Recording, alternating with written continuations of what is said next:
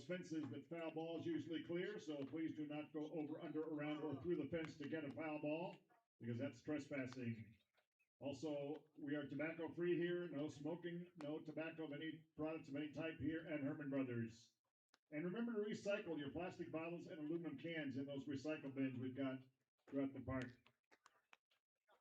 Hey, we've got Heath and Savannah Martin here at the grill serving up those great Miner Burgers and Dogs. It is Alaska Food Company and Home Inspector Alaska Day at the park. We're glad you could join us. I'd like to thank the official sponsor, Matsu Miners Travel, Alaska Airlines, sponsor Matsu Miners Summer Clinic, the Global Credit Union, the official sponsor of Matsu Miners Internet Broadcast, Napa Auto Parts of Alaska, Jim Ruda, the owner. Also, a reminder, if you want to win a Miners jersey, go and sign up at your locally owned and operated Napa store to enter and possibly win that at the end of the season. Big thanks also to our broadcasters, Ben Cameron, Kaden Bessent of Texas State University, broadcasting our games each and every day. Also want to thank the Mugshot Saloon, Palmer Bar, and Panhandle Bar and Cooter Bingo, your official sponsor of the Matsu Miners pull tabs and gaming license usage, and the Nugget Booster Club. The gaming sponsor is Big Valley Bingo. Foam Finger and Baseball Bat fan sponsor, Transamerica Financial. Listen for your chance to win. Hey, when you're up and about, get your grub at the concession stand, those Miner Burgers and Dogs, get yourself some treats there as well. Something to drink. If you're an adult, you head on next door to the adult beverage shack. Get yourself some adult beverages and then go around the corner to the gear shack. And they've got some fantastic Miner gear there available for you to take a look at and possibly purchase. And while you're there, take a look at the quilt from 2026. Those tickets available to win that quilt available in the gear shack, as well as the tickets for the Wheelbarrow Booze raffle. Again, Alaska Food Company and Home Inspector Alaska Day at the park. Let's get to our lineups. First for the Anchorage Bucs. Leading off, shortstop of Spokane Valley, Washington, and Central Arizona, number 17, Camden Lamphere. Batting second out of Spokane, Washington, and Santa Clara University, right fielder number 19, Andrew Raymond. Batting third out of Scottsdale, Arizona, and Point Loma Nazarene University, first baseman number 6, Hank Smith. Batting fourth and catching out of Phoenix, Arizona, and the University of Arizona, number 25, Joe Forbes. Batting fifth, the designated hitter out of Austin, Texas, and Texas Christian University, number 33, Taylor Tracy. Batting sixth, out of River Ridge, Louisiana, and Arizona State University, left fielder number 8, Ryan Dara. Batting seventh, out of Seattle, Washington, and Arizona State University, second baseman number 18, Finn Leach. In the eighth spot, out of Chicago, Illinois, and Bradley University, center fielder number 3, Andrew Garcia. And batting ninth out of Palm Harbor, Florida, and Florida Gulf Coast University, third baseman number 2, Andrew Sheffield. On the mound, the aforementioned, also designated hitter, also pitching, number 33, Taylor Tracy. And the rest of the Bucs. Please welcome their coaching staff, head coach. Welcome to Hermon Brothers Field, home of your Matsu Miners, as they prepare to play host to the red-hot Anchorage Bucs. Kaden Bessent along with Ben Cameron, and let's talk about last night. Miners 3-2 losers against the Glacier Pilots. They were getting no hit through 7 innings, took the lead, lost it, all crumbling offensively for them. Yeah, offense just could not get going. Jack Jones for the Pilots was nails, right? And he kind of struggled a bit last time out against them, but he was solid last night, and they were finally able to get on the board in the 8th with a couple of knocks. Super clutch. You know, you think the pitching's going to come through yet again, but you know, you have those days where you just let up a couple of runs. The Pilots took it right back, and they weren't able to, you know, make a comeback effort in the 9th. And, yeah, it was a tough loss. Yeah, the Bats got to get going today because this Bucs team I mentioned comes to town red hot, won 7 of their last 9, and now the Miners and the Bucs tied for 3rd place right now. So this is an important game, especially considering they play each other multiple times over the next 7 days. Let's talk about that Miners offense a little bit because the conversation in the locker room is very much heavy on trying to fix the hitting struggles. Yeah, absolutely. And what the coaches are telling, hey, you have to be confident. When you go up to the plate, you are the best hitter in the world, or the best hitter that you can be in your mind, saying, hey, if you're already 0 for 2, hey, and you're facing a guy for the third time, hey, you might have got me the first 2 times, but I mean, you could be a Hall of Famer failing 7 out of 10 times, right? So you got to go up to the plate and say, you're mine, all right? I got you, right? And especially later at bats too, that since you've seen more of those arms, and as the season goes along too, you see more of a certain team's arms, and I mean, you just got to have the confidence, right? You got to keep your head up when you fail, and defensively too. Let's talk about that. They've struggled maybe the most in the ABL defensively, especially here at home, Hermon Brothers Field, the only non-turf field, and they're saying you got to be talking on the infield. You got to communicate. You have a lot of time in between pitches. You know, talk to the outfield. Say, hey, I'm shifted over to second. You get a pop fly behind first in that kind of no man's zone. This is all you. Don't worry about it unless you hear something else. Just in any situation, they were saying you have to talk. So, let's see if they get a little bit more technical going forward. Well, trying to get things going for them on the bump will be Jay Sayola. He comes in for another start this season, his third, and last time out against the Bucs was last Wednesday here at Hermon Brothers Field. 3 innings. He gave up 1 hit. Sounds great, right? 3 runs, all of those unearned. It was the 5 free passes that really hurt Sayola, and it's been throwing strikes that has hurt him this year. If he can fill up the zone, great chance to win today. Yeah, that last start, a 6-0 game, the Bucs, it felt like 20-0 per Coach LeBrun's own words post-game, right? Just a rough going, so you want to kind of get your get back, right? But it does not help, one, letting up all those free passes, and then when you finally are able to get a ball in play, maybe let your defenders work, they're kicking the ball around, making errors or throwing it, Hey, y'all want a souvenir over, behind first? You gotta be better, right? And the team knows that. And so this is a chance for redemption. Work on that. Well, it'll be the Anchorage Bucs and your Mat-Su Miners coming up here as we begin to ring in 250 years of the U.S. of A. Don't go anywhere. Mat-Su Miners baseball coming up next.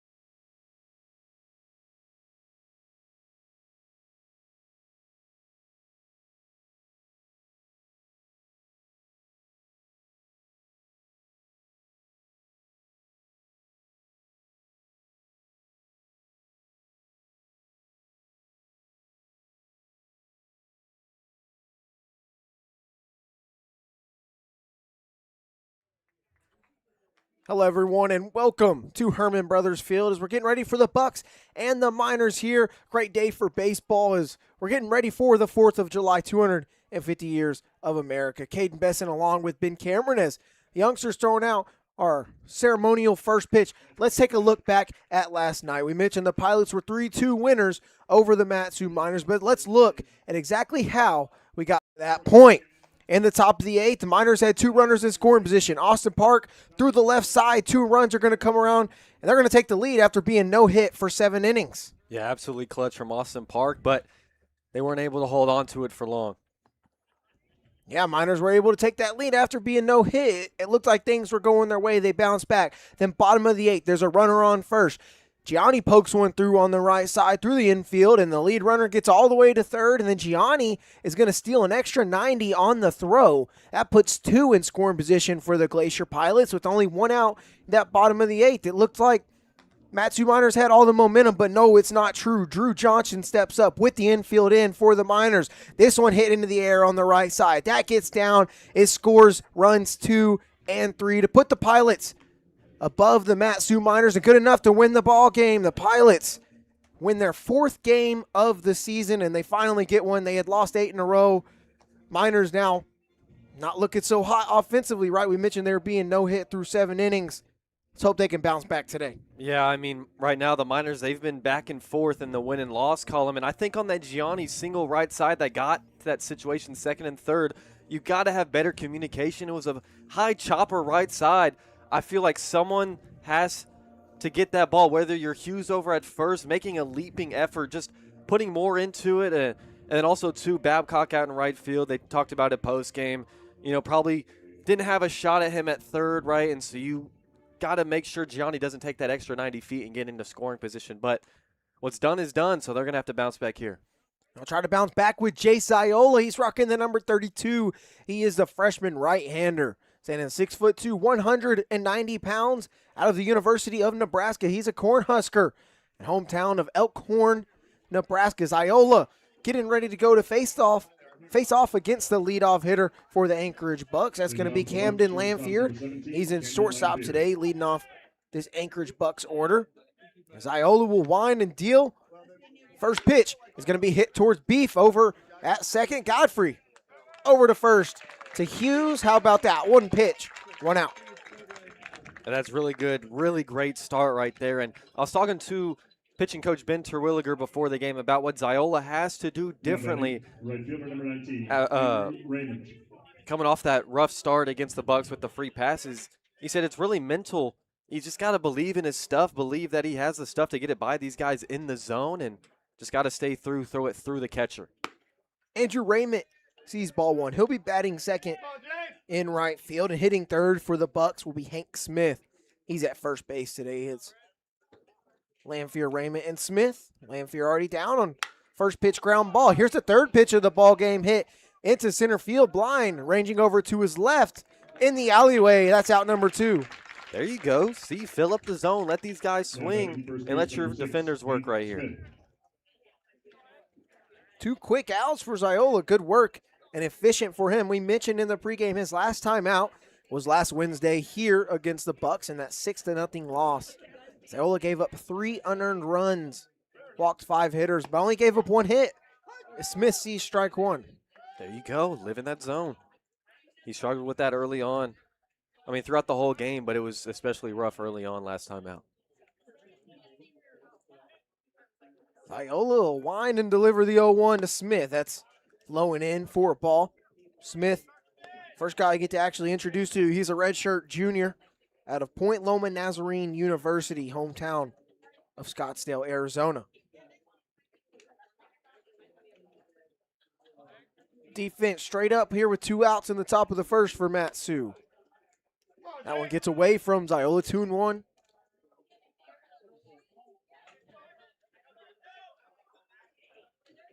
See if he can find the zone, fill something up here. He got those first 2 outs rather quickly. That one's going to be fouled off to the left side. No play for Millard in left field. Coming into today, Hank Smith batting .273 on the season, getting on base, .419 clip. Certainly a guy who won that top 3 with the on-base percentage like that. Deuces run wild. Here's Iola's offering to Smith. Called strike 3 on the inside corner. 3 up, 3 down. Go the Bucs. Iola efficiently in this top of the first gets things done as we go to the bottom half.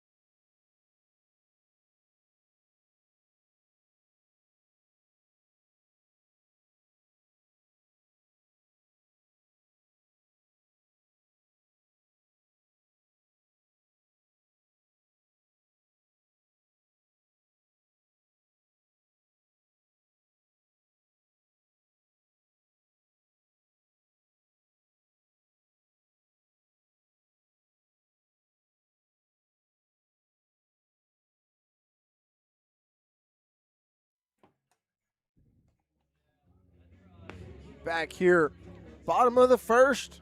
Matt Sue Miners quickly get the 3 up, 3 down defensively. Now let's take a look at who the Bucs are putting out on the mound today. It's Taylor Tracy, the freshman lefty, stands 6'6", 210 pounds, hometown of Austin, Texas. Just recently transferred from Tennessee with the Volunteers to TCU to be with the Texas Christian Horned Frogs. And for your Matsu Miners, let's take a look at that lineup for today's game. Leading off in center field, Matthew Blind. Hitting second at short, Austin Park. Hitting third, the first baseman, Luke Hughes. Hitting cleanup in right field, Alexander Pearson. Hitting fifth is the catcher, Hazen Enoy. Hitting sixth in left field is Will Millard. And hitting seventh, the DH, Canyon Millar. Hitting eighth at third base, Diesel Toth. Rounding out the order at second base, Will Godfrey. So Blind, Park, and Hughes will be the first guys to step up to the plate against Taylor Tracy. Yeah, Blind moving up in that order, so they kind of want to switch around. They move Park from that leadoff spot down to the 2 spot. Now, I don't think LeBron did this, but what a lot of major league clubs do is they'll put their best hitter, like you see an Aaron Judge or a Yordan Alvarez, put him in that 2 spot because they've taken a look at it, and analytically, the guy in the 2 spot gets the most clutch and the most guys on base. So, you know, maybe that'll help with the way Park has been swinging it. Yeah, Park just last night barely getting a ribby for it would feel like forever. He got his first 2 of the season in that 8th inning. Matthew Blind steps in. Tracy's first pitch of the evening. That one's going to be roped high in the air into right field. Raymond will range under that one. And both sides, 1 pitch and 1 out. Now batting your shortstop, number 11, Austin Park. Won't get a chance to hit here with runners on after Blind's fly out to right field, but it is Austin Park, one of the better hitters in the ABL. Look at the batting average numbers. He still stands at third, hitting .364 through month 1 this Alaska Baseball League season here in 2026. Tracy, first pitch strike on the outer half to Park. Yeah, he's just been so good, and he loves to just work middle, see middle, try to drive it middle.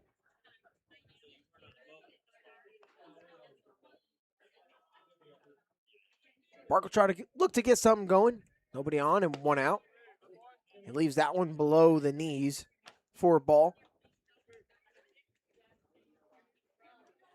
Mitchell Park had both RBIs yesterday for the Miners in that 3-2 loss against the Pilots in that 8th inning. Had a single, as you saw, shot through the left side.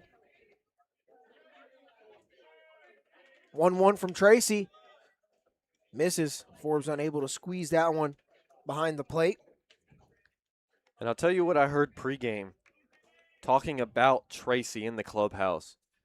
Hey, this goes back to being confident in yourself. You got to think, hey, this guy was amazing as a true freshman at Tennessee. Now going to TCU, he can throw at least 93 from the left side. Don't care. Don't care. You got to go up there and say, I can own this guy 100% of the time. 2-1's a wave and a miss from Park. That seems to be something that the Miners are struggling with, is mentality at the plate. If you've ever seen these guys take BP, if you've been to the field early enough to catch that, they can all hit, right? They're not collegiate baseball players for no reason. It's a matter of translating it into the game, and baseball's just such a mental sport.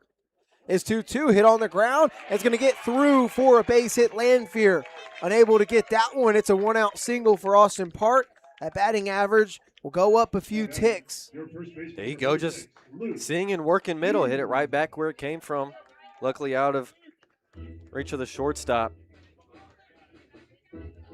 Get something going. Let's go. Now Luke Hughes digging in from South Mountain Community College. Just finished his sophomore season. If you're just now tuning in for the first time in a few days, he is a new guy on the team. He's hitting third for the 3rd straight game. There's strike 1 from Tracy. He comes in to bring Thump into this lineup, and a couple days ago, head coach Tyler LeBrun told us South Mountain Community College is where he played collegiately, so, you know, he made a call. They said, Luke Hughes is a guy that'll bring you some thump.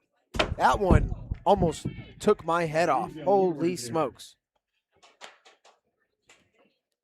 Dude, that almost came in the press box. That was about a couple inches lower and it's flying in our press box. It went through the net. Yeah, it dropped down too on this little catwalk here and right in front of the fans sitting directly below us behind home plate. Park takes off for second, pitch inside for a ball. Park is going to be safe there, and the ball gets into center field. Garcia's got it. He's going to not even attempt to throw Park out at third. It's a swipe bag for Austin Park and then a free 90. There you go. Love being aggressive on the base paths. That's how they've been able to create a lot of runs over the past couple of games, especially in that home stretch here where they lost 2. Like, get something going here because now Hughes, a lot of things can get this run in, so he can do a job right here. And make that the 8th stolen bag of the season for Austin Park. 2 leaders in stolen bases in the ABL are Matthew Blind and Austin Park, both your Matsu Miners. How about that? Knotted up at 8. So now runner 90 feet away with 1 out for Hughes. Half swing, appeal down to first. He did not go around, says the first base umpire. I'll bring it to a 2-2 count. Good strong hands to hold up there, stay alive.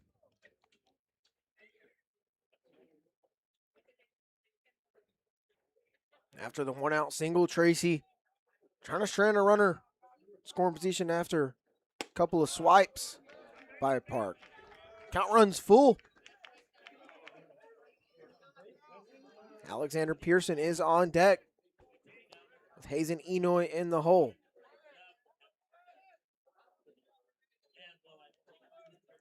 Miners were able to strike first in that bottom of the first inning 2 days ago here against the Pilots. And how about that 1 out walk drawn by Luke Hughes? Put him on the corners with 1 away. Now batting your right fielder, number 30, Alexander Pearson. There you go, from 0-2 to working a walk there. As Colin Aloisio will grab the gear of Luke Hughes. Hope he is doing all right. If you were tuned in, he left the game early for discomfort in that right arm, warming up in between innings. Pearson swings at the first pitch but fouls it off to the left side. That's one more thing I asked Terwilliger before the game was, how's Aloisio doing? Is he out for the summer? And they said they're going to give it another day or 2, but they think it was just discomfort, which is very, very good news. They expect to see him again this summer, just didn't want to risk anything. How about that, Sweet Bacon? Sweet Bacon prophesized that. Just discomfort. Sam Houston State Bearcat likely. Okay, great news to hear. Pearson. Lineup was given to us a lot later than usual. It was not here at 2 o'clock when we got here. Not yet made.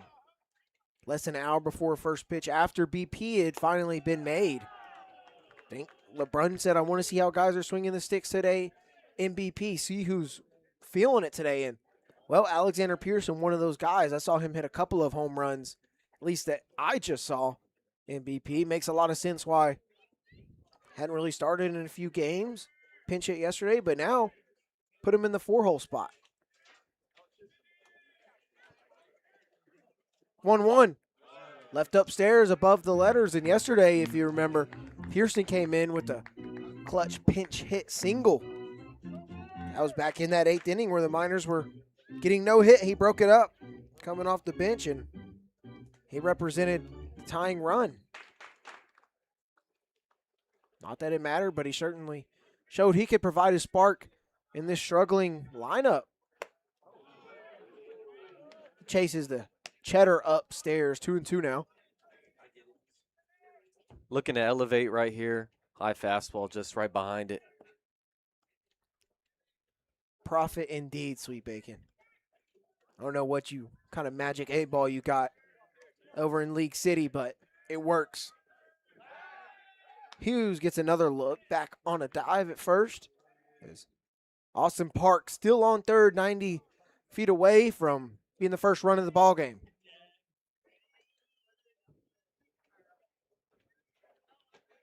Part of the conversation to these hitters is a guy on third, less than 2 outs. I'm going to hit this ball into the outfield. I'm going to get my guy in. I'm going to beat the pitcher. That's part of LeBron's conversation earlier today, and I think Pearson, a guy that can certainly do that. Can he overcome the mental obstacle that a lot of these hitters have been struggling with and force that result by pure confidence? Tracy's 2-2. It's a high fly ball into right field. Coming on is Raymond. Will it be deep enough for Park? They're going to send him anyways. Here comes a throw to the plate. Tag is going to be in time. Make it a double play to end the inning by Raymond.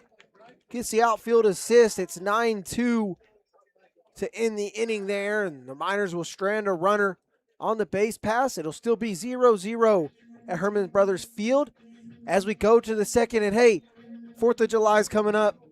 Let's enjoy a video from our guys talking about the 4th of July. What is your go-to America or 4th of July song? Courtesy of the Red, White, and Blue.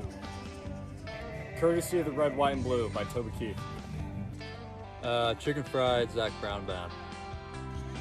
Eye of the Tiger. What is you and your family's go-to 4th of July tradition?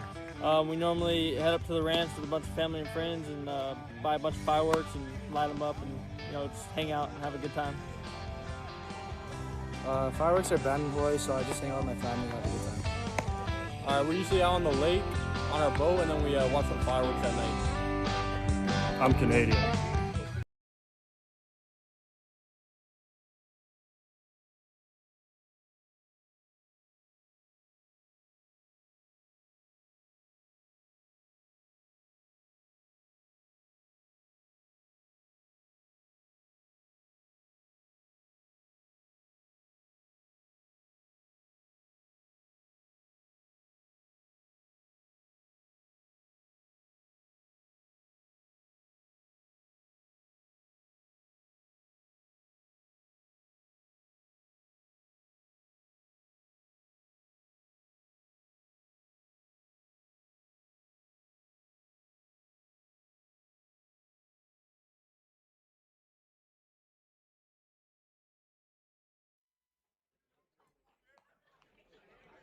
Welcome back here, Hermon Brothers Field.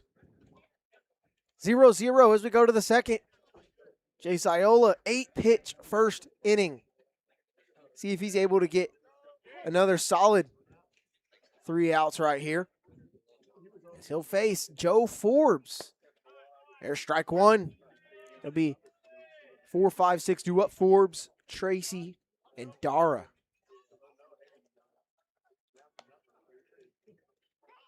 Yeah, Forbes, a new guy for them. So we have our own new guy. Pilots had their own new guy. In Van Hamey, or I think that's what it was. Verhamey. Verhamey, not Van. Excuse me. That one into the lefty's batter's box and bouncing in front of it. Yeah, Joe Forbes is a new guy. I forgot. I was given that information. Lineup just came so late, wasn't really able to take a look at it. Joe Forbes, though, from University of Arizona. He's behind the dish for the Bucs tonight. He's going to swing at one well outside, but that's strike two.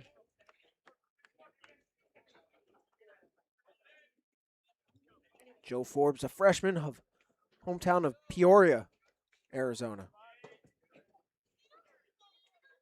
Ziola's 1-2. Wave and a miss on the outer half. That's 2 strikeouts in a row going back to last inning for Ziola, and there's one away. There you go. Blow it right by him. Come on. Number 33, Taylor Tracy. Now the pitcher slash DH, Shohei Tracy or Taylor Tracy, whatever you want to call it, but guy that we've only seen hit so far this summer, and till today he's doing both this afternoon. He'll foul the first pitch out of play on the right side. Hey, I know he's not doing it this summer, but he's copying Austin Park. That's his flow, man. Yeah, and Cooper Grace. Miners definitely lead the league in 2A guys. Because if we really had to, Jackson Baker could pick up the bat too. Yeah. Show you how it's done. This one's hit hard into the air in right field, but it's going to also go out of play. Quickly 0-2 to the new TCU Horned Frog. I'm curious if he'll get more at-bats because he only got 2 at-bats at Tennessee. He was a great pitcher, got 20 innings, but now he's got hitting coach from Texas State, Double D Linehan, one of the best in the nation, I believe. So I'm actually very curious to watch TCU this next spring, kind of see how they do offensively, although it did take 2 years for Linehan to be at Texas State for that offense to really explode. Now, that is Big 12 recruiting versus Sun Belt recruiting as well. Good leave by Tracy on that slider outside. That's back-to-back sliders from Ziola, and able to get any bite. Fans telling him to hum it in there, man. Gotta listen. Let's see if he does right here. 2-2 to Tracy. Does hum it, but he misses low and out. Yeah, these past couple of misses have all been really wild. Gotta settle in. Remember, Terwilliger said you want to kind of just throw through your catcher.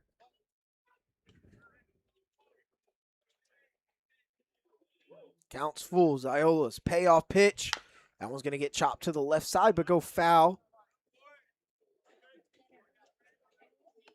Diesel Toth over there at third today. We thought he got the day off yesterday, but he ended up making a pinch hit appearance and a defensive replacement appearance before that. Yesterday's game. Didn't really see much action. Still 3-2. Ziola's going to give us another payoff to Tracy. Just misses. Ooh. Slider low and out. Ah, that's such a great pitch. You hear those. If that did miss, what a take from Tracy. I don't know if it did, though. Everybody in green, yellow, white. A little confused about that one, but it does put a one-out base runner aboard for the Bucs and Taylor Tracy. Now Ryan Dara will dig in here. Freshman out of Arizona State University. Ziola paints the outside half with the fastball. It's 0-1.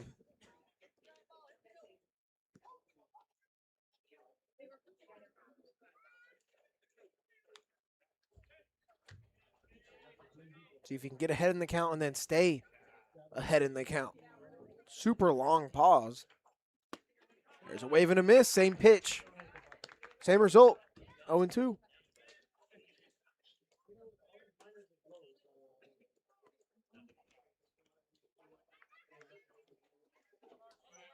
Defense playing straight up against Dara here. Toth will back up from the grass to back behind third. Is that one outside? Ball and 2 strikes to count. Ziola did the same thing against Tracy. He got ahead and he threw a waste pitch on that slider outside, and then he went again with the slider.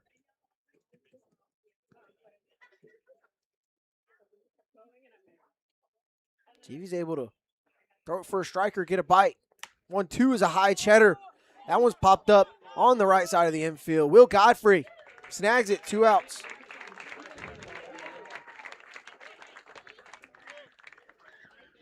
You go, jamming that guy right there, and you can hear Godfrey, way better communication, just saying, I got it. Everyone got the way.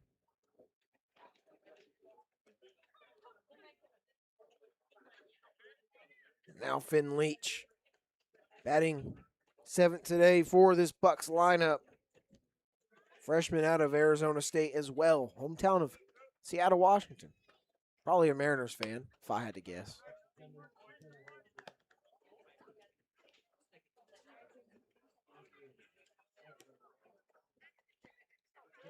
Dar so far on the season, or Finn Leach, excuse me, hitting .308. Not bad whatsoever. It's 1-1 now after that huge hack. Leach getting on base at a .413 clip. A lot of these guys for the Bucs getting on base at a really high rate.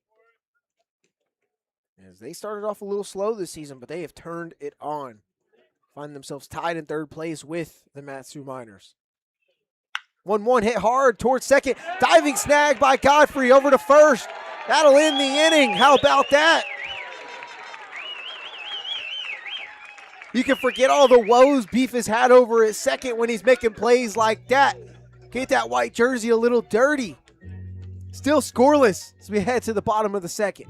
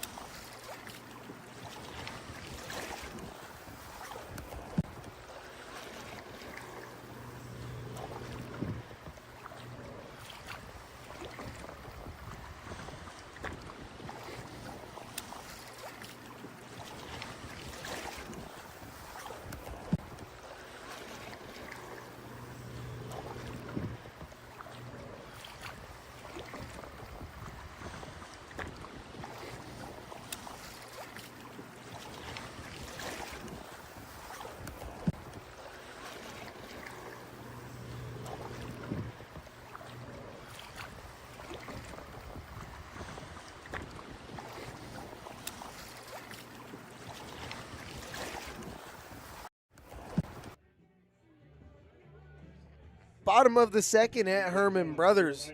Still scoreless, and for Matt Sue, it will be 5, 6, 7 due up, and Hazen Enoy will lead us off. High school graduate out of Honolulu, Hawaii, Kaiser High School to be exact, headed to California Polytechnic School, Cal Poly Mustangs.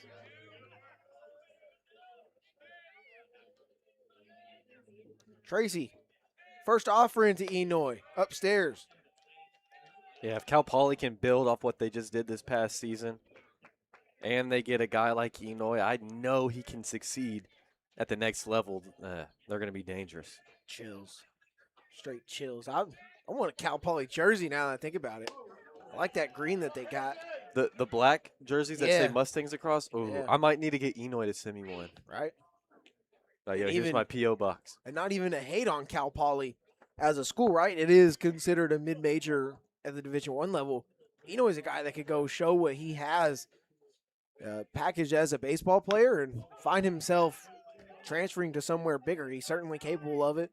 You know, some guys like to stick around, though, in a place. I mean, I was kind of eavesdropping, just kind of standing there listening to a conversation between Ben Terwilliger and one of the pitchers. Like, and I don't see why these guys don't go somewhere where they can play. Kevin Millar mentioned it, too, to us. Go somewhere where you can play. There's no reason to sit for 2-3 years. Go play and show what you got, and then transfer when you've proven it. You know, he looks at strike 2 there. Yeah, and I'll bring up someone we know from Texas State, Ryan Farber, right? Didn't have the best season, and then he transfers to Auburn and only gets a handful of ABs when he played 50 games for Texas State. It just makes no sense to me. Tracy's 2-2. Called strike 3. Up and into Enoy. He's frustrated, but that is a backwards K, the first strikeout of the night for Tracy. Will Millard. Must have been the prettiest pitch of all time. That was right on the corner. A very good pitch. Starts all the way into off the plate and just comes in final. millisecond catches a corner. It's good from Tracy. That's why he goes to a big school like Tennessee and now TCU. Now Will Millard in left field today. Not the first time we've seen him there. It's happened on a few occasions this season. He sees strike one from Tracy. He thought about it. Millard out of O'Fallon, Illinois, the junior from North Alabama. North Alabama, part of some conference realignment type of things. As they've joined a new one, the ASUN and the WAC. Had to think about that for a second. Have combined to the UAC. WAC is no more. As you see Millard frustrated with that strike two call, and so are the Miners fans. Tracy's got him on the ropes. He's going to rope this one hard towards the Bucs bullpen, but foul. Talk about swinging with intent. He was swinging a little bit of frustration on that last call. Yeah, definitely don't throw that again if you're Tracy. Probably want to continue to live low against Millard. Came through last night with a leadoff single in the ninth, down a run, but they couldn't come through. Tracy will offer up an 0-2 again. Millard hits this one into fair play, but it's playable in center field for Garcia, who's got it. That's second out of the inning. Solid swing, just under it a bit. Hitter number 29, Routine fly ball. Kenyon Miller. Now it'll be the DH Canyon Millar hitting seventh this evening for the Matsu Miners. In the chat, my mom wants to know, are there any venomous snakes or snakes in Alaska? No, we looked that up a while back, and I was actually pretty stoked to hear that there are no snakes here. Hopefully there's stakes, you know. No, there is steaks. We've had a few of those. No snakes, though, which is awesome. It's too vertical and elevated of a terrain, and the climate is just not all that great for snakes. There are sharks, though. Salmon sharks, actually. Closest relatives of great whites. Millar will fly this one in the air to left field. Dara under it, and he's got it. 1, 2, 3, go the Miners in the bottom of the second. And now let's take a look at a video Ben and I, well, mostly Ben, worked on. A little fun treat with the players as we get ready for the third. Who on the team would you not let date your sister? Jackson Baker. I'm not letting Connor Mundy anywhere near my sister. I would not let Jace date my sister. I wouldn't let Spooner do. Oh, I gotta go with Spooner. You know, you know. Ain't no way am I letting Connor Mundy anywhere near my sister, bro.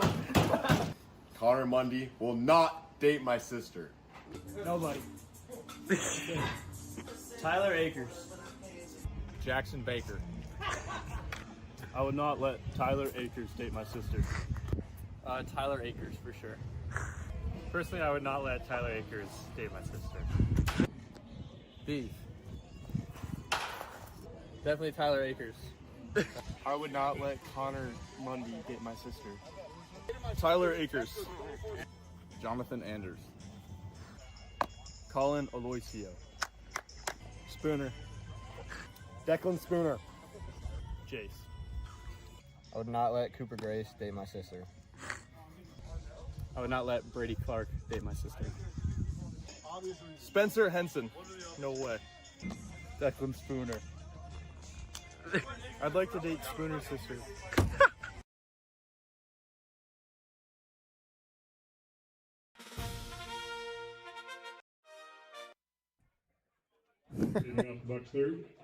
We've hit the third.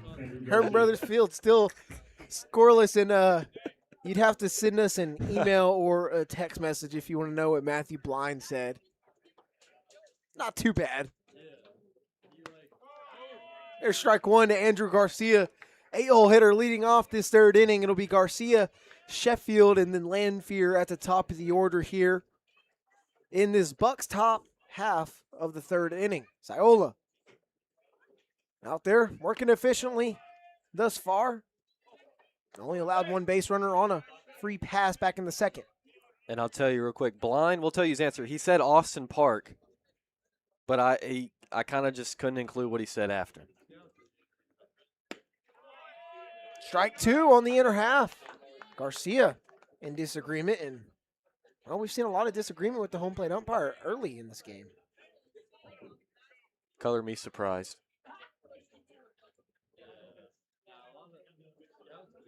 So here's the 1-2.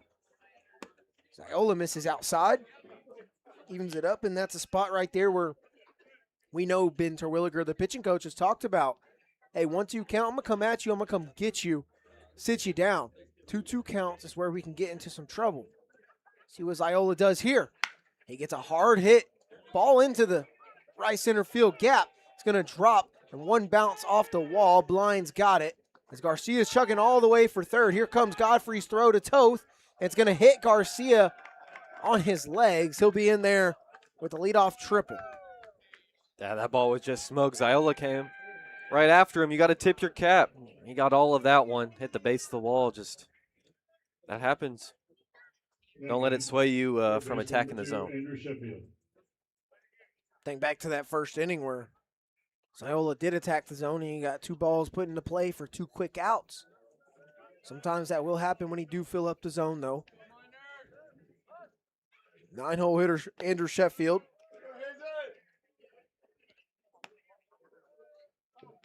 Ziola wants a new baseball.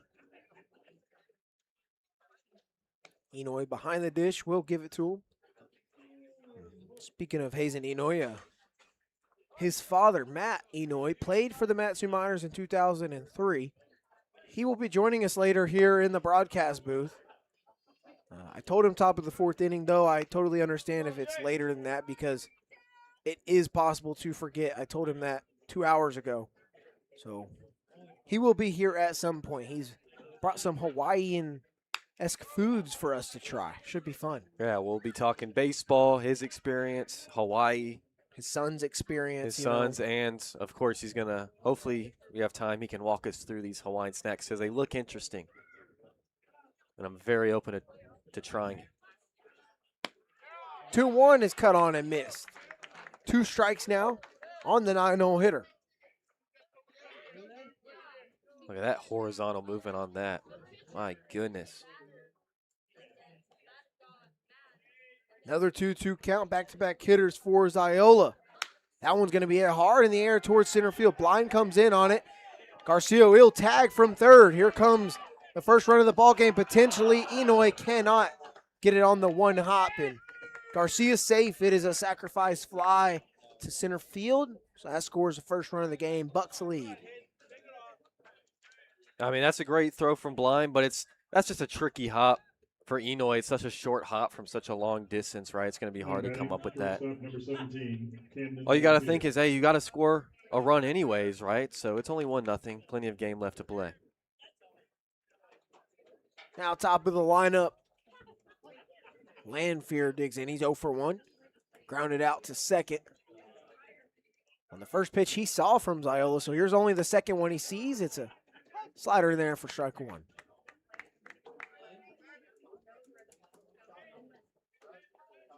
So now nobody aboard here after first out of the inning comes on that sacrifice fly. Fastball misses. What a glove pop from Enoy. Stuck it. And almost as good as the great and wonderful Colton Olette glove pops we're used to hearing. I miss him. 1-1 just catches the outer half. Landfear will ask about that one because, well, a lot of guys have had to do that. Got to learn the zone early in the game. 1-2, it's a weak fly ball into shallow center field. Blind camps under it. 2 gone here in the inning. See, that's why you just continue to attack the zone. Yeah, you let up the triple, then the sac fly brought him in, but that's back-to-back outs. You know, you just get a weak, lazy fly ball, easy work for your center fielder. And you got to tip your cap to Garcia for being able to find a gap. It's been very hard for a lot of guys to do that this summer. Not just on the minors, but in every game we've seen. We've only seen the gap split less than I can count on one hand, maybe. Maybe. I mean, it's probably been worse for Babcock, too. He's always bringing it up. Yeah. So now Andrew Raymond, the hitter. He's going to hit this one weakly on the left side, and Diesel Toth snags it just in the outfield grass. And despite one run coming across on the triple and the sacrifice fly, Ziola finds his way out of it. Only 1-0. Miners trail going into the bottom of the third.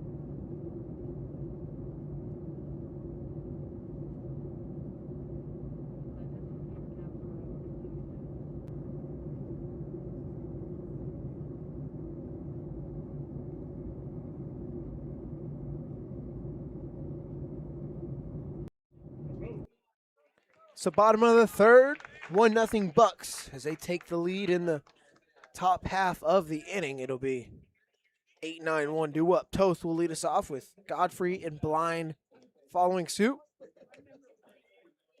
Tracy so far only given up one hit, allowed a couple base runners.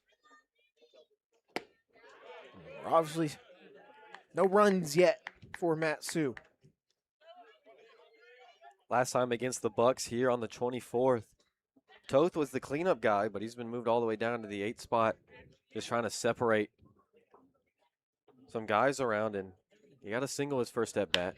This one's hit to the left side. It's gloved by Landfear. His running throw across the diamond is in time, and it's an impressive out, number one. Yeah, just got to tip your cap to the shortstop. Great play on the move. Godfrey.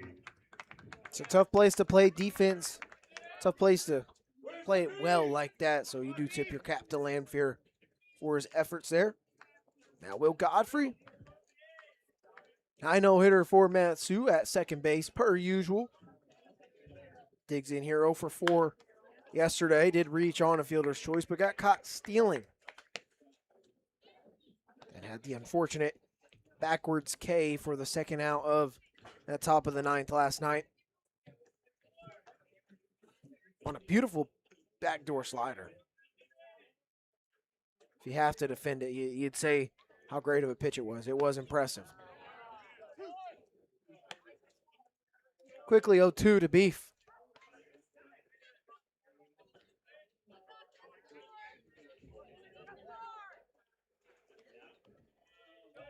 Tracy got a quick first out of the inning. Now trying to make quick work of Godfrey here for the second. So 2 is hit foul. Straight back. Good job to fight it off. Extend this inning. Didn't see Beef reach base successfully multiple times for the first time all year. Godfrey hitting .233 on the season. Another 0-2 is going to be swung on and missed upstairs. That's the second strikeout for Tracy and second out of the inning. Now batting, your center fielder, number 13, Matt Blind.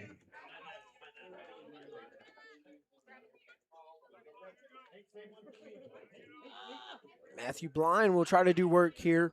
First pitch he saw last time up in the first. He hit it hard to right field, but right to Raymond. He'll offer at the first pitch again, but miss.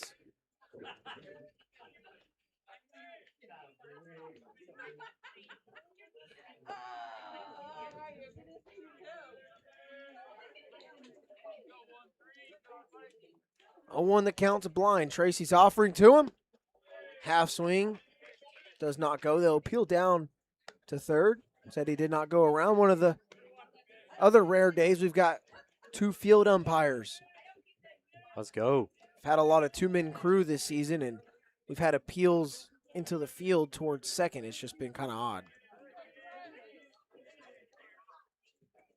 Tracy's 1-1. Another upstairs pitch that Tracy gets a bite on. 1-2 the count to Blind.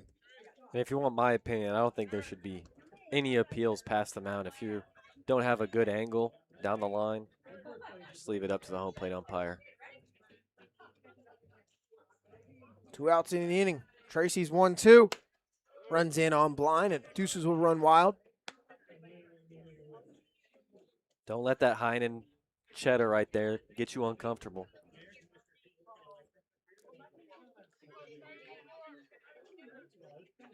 Defense straight up for the Bucs with two-way.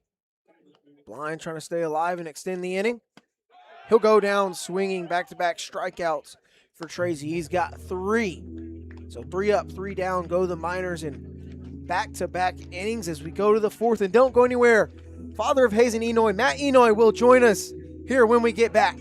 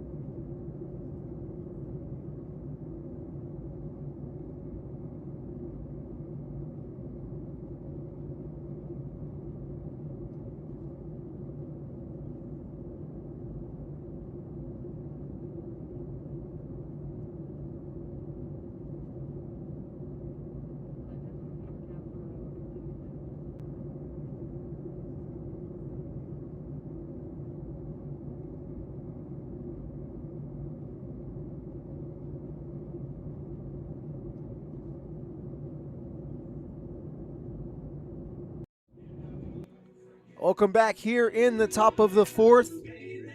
It's 1-0. Bucks lead the Miners. And here in this top of the 4th inning, it will be 3, 4, 5 due up Smith, Forbes, and Tracy against Jay Sayola. First pitch hit on the ground towards Godfrey. At second, he's got it. 1 pitch, 1 out. And it seems anytime we get someone in the booth, it's just very fast-tracking baseball. But now joining us, father of Hazen Enoy, Matt Enoy. Former Mat-Su Miner dating back to 2003. Thank you so much for joining us, Mr. Enoy. And mentioned 2003, that was General Manager Pete Christopher's first year with the Miners, and you guys had a pretty good summer, huh? Yeah, I mean, it was my first collegiate summer ball, so it was a great experience for me to come up here and see what the last one of baseball is all about. 1-1 is the count to Forbes, and you played your collegiate ball over at Hawaii. And I imagine I didn't ask yet, but have you been there your whole life? Yeah, born and raised in Honolulu, Hawaii, and played baseball, college baseball, University of Hawaii. Actually came up to Alaska 2 summers. Um, First one was here in Matsu, and then right before my senior year, I went to Kenai for the summer. Okay, so cool. So you were kind of already familiar with the area. You've gotten used to being around here. Yeah, I enjoyed Matsu a little more than Kenai, but Kenai has a lot to offer also. 2 strikes here on Forbes. And when was the last time you came up to Alaska? Oh, it's been over 20 years now. So I was here in Kenai in 2006, 2005 actually, and yeah, that was the last time I've been here. I didn't think I'd ever come back to Alaska. And I want to ask you, how awesome has it been allowing and seeing Hazen get to come up here and play the same place you played under the same management? You know, it's been a real pleasure. I mean, not a lot of high school grads get to come out here and learn the game. You know, the summer before they go to their first fall ball. So it's been a great experience for him, just watching him on your guys' broadcast and just seeing his body language change over the past few weeks, just the confidence level and, you know, everything that comes with the speed of the game at this level. As Ziola gets a strikeout right there, make that his third of the evening. There is 2 outs in the inning. Yeah, and so you played at University of Hawaii 2003. I know the legendary coach Les Murakami, he retired in 2000, I believe. Was there a lasting impact 3 years later, kind of, that he built, a culture he built over there in Hawaii? You know, Les's last few years, I would say at the University of Hawaii were a little bit on the down end of things. So when Mike Trapasso came in and I was part of his first recruit class, it was kind of a little bit of a breath of fresh air, but at the same time, you know, you didn't have that local status that Les brought to the field. So there was a little bit of a transition period where, you know, we had to get used to the way things were run. Yeah, and then how would you define Trapasso's kind of culture that he had in the clubhouse with the team? You know, Trapasso he's a left-handed pitcher, you know, so a little bit quirky. You know, left-handed pitchers, they're gonna wear their hat to the side a little bit, and they're gonna do things their way. So it was a little quirky. I know he's at Texas Arlington now, but you know, he was a good guy to play for. The one thing I did learn from him was nothing good ever happens after midnight. That's kind of what they try to teach here, I would say. Yeah, I mean, I heard about a few curfew things happening, so I'm glad, you know, that Hazen is kept in check and the rest of these boys are staying out of trouble. Yeah, well, Hazen's under strong watch, living with Pete for sure. You know, not going to let nothing happen to the youngster. So 1-2 is underway. It's upstairs for Hazen. Talk about how you've seen him grow as a player, seen him play in Hawaii, and I've talked to him about it before. It's hard to get seen in Hawaii as a player trying to play collegiately. He said, I just went to a Cal Poly camp, and I had the camp of my life, and now I've got an offer, and I've got a school to go to. Yeah, you know, he started catching 2 years ago. So he was in the outfield before that. His team was in need of a catcher. And honestly, I never thought that he had the body type to be a catcher, so I never pushed for it. But when that time came around, you know, he really wanted to be a catcher, and we just went full force into trying to learn the game behind the plate, and he's come a long way within the past 2 years. So would you just say it's much harder growing up playing the game of baseball in the state of Hawaii? You're not connected to the lower 48. Are the resources thinner? I would say the resources are a little thinner, but the one thing we do have is we have year-round weather, so we can play year-round. You know, we can always get reps at all times of year. So that aspect of it is good, but again, it's tough to get seen and get picked up out of out of the state unless you're on, a big time travel ball team or something. Yeah, and then I saw Vahiva Aloy in person. He wins the Golden Spice. He gets drafted by the Orioles. Can you see like an impact that guys having success at the college level away from Hawaii? Do they leave an impact back in their home state with their success? Yeah, I would say there's a little bit of an impact with those guys because of the social media and kids nowadays, they're on social media all the time, so they see all that stuff. But I would say if you go to the University of Hawaii and you play and you have a successful career there, it can do a lot for you just in the state alone.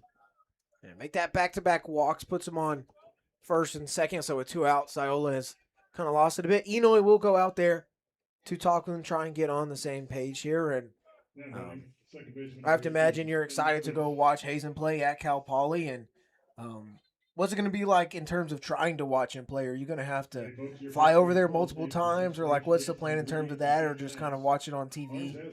Well, so I have, with my job, I have some vacation that I have kind of planned, ready to go for, when he goes up there. Whether or not he's in the lineup his freshman year, it remains to be seen. But if he is, my mom works for Hawaiian Alaska Airlines, so she's put me on her pass to kind of go up there and, go up there as much as I want, basically. Yeah. No, that's good. Yeah, That's good. I mean, I know. Yeah. I think about it all the time. Parents with collegiate players, and maybe they're not exactly from that area where their kid is at, and the amount of traveling that comes with it. I mean, because obviously the parents want to watch their kids play. And I was wondering, that being pretty far away, what that would be like for you. But that's awesome. Leach will step in here with 2 outs in the inning. He's going to hit the first pitch into the air in right field. Pearson, makes a catch in front of the wall, and that is the 3rd out of the inning. Do not go anywhere. It's 1-0 Bucks as we go to the bottom of the 4th, and we've got more of Mr. Inoue when we return.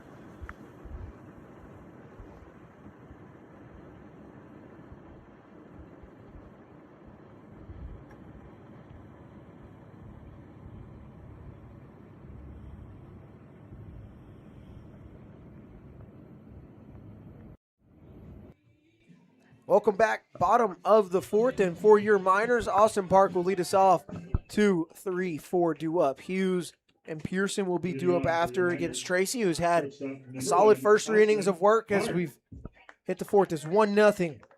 Bucks leading. Yes.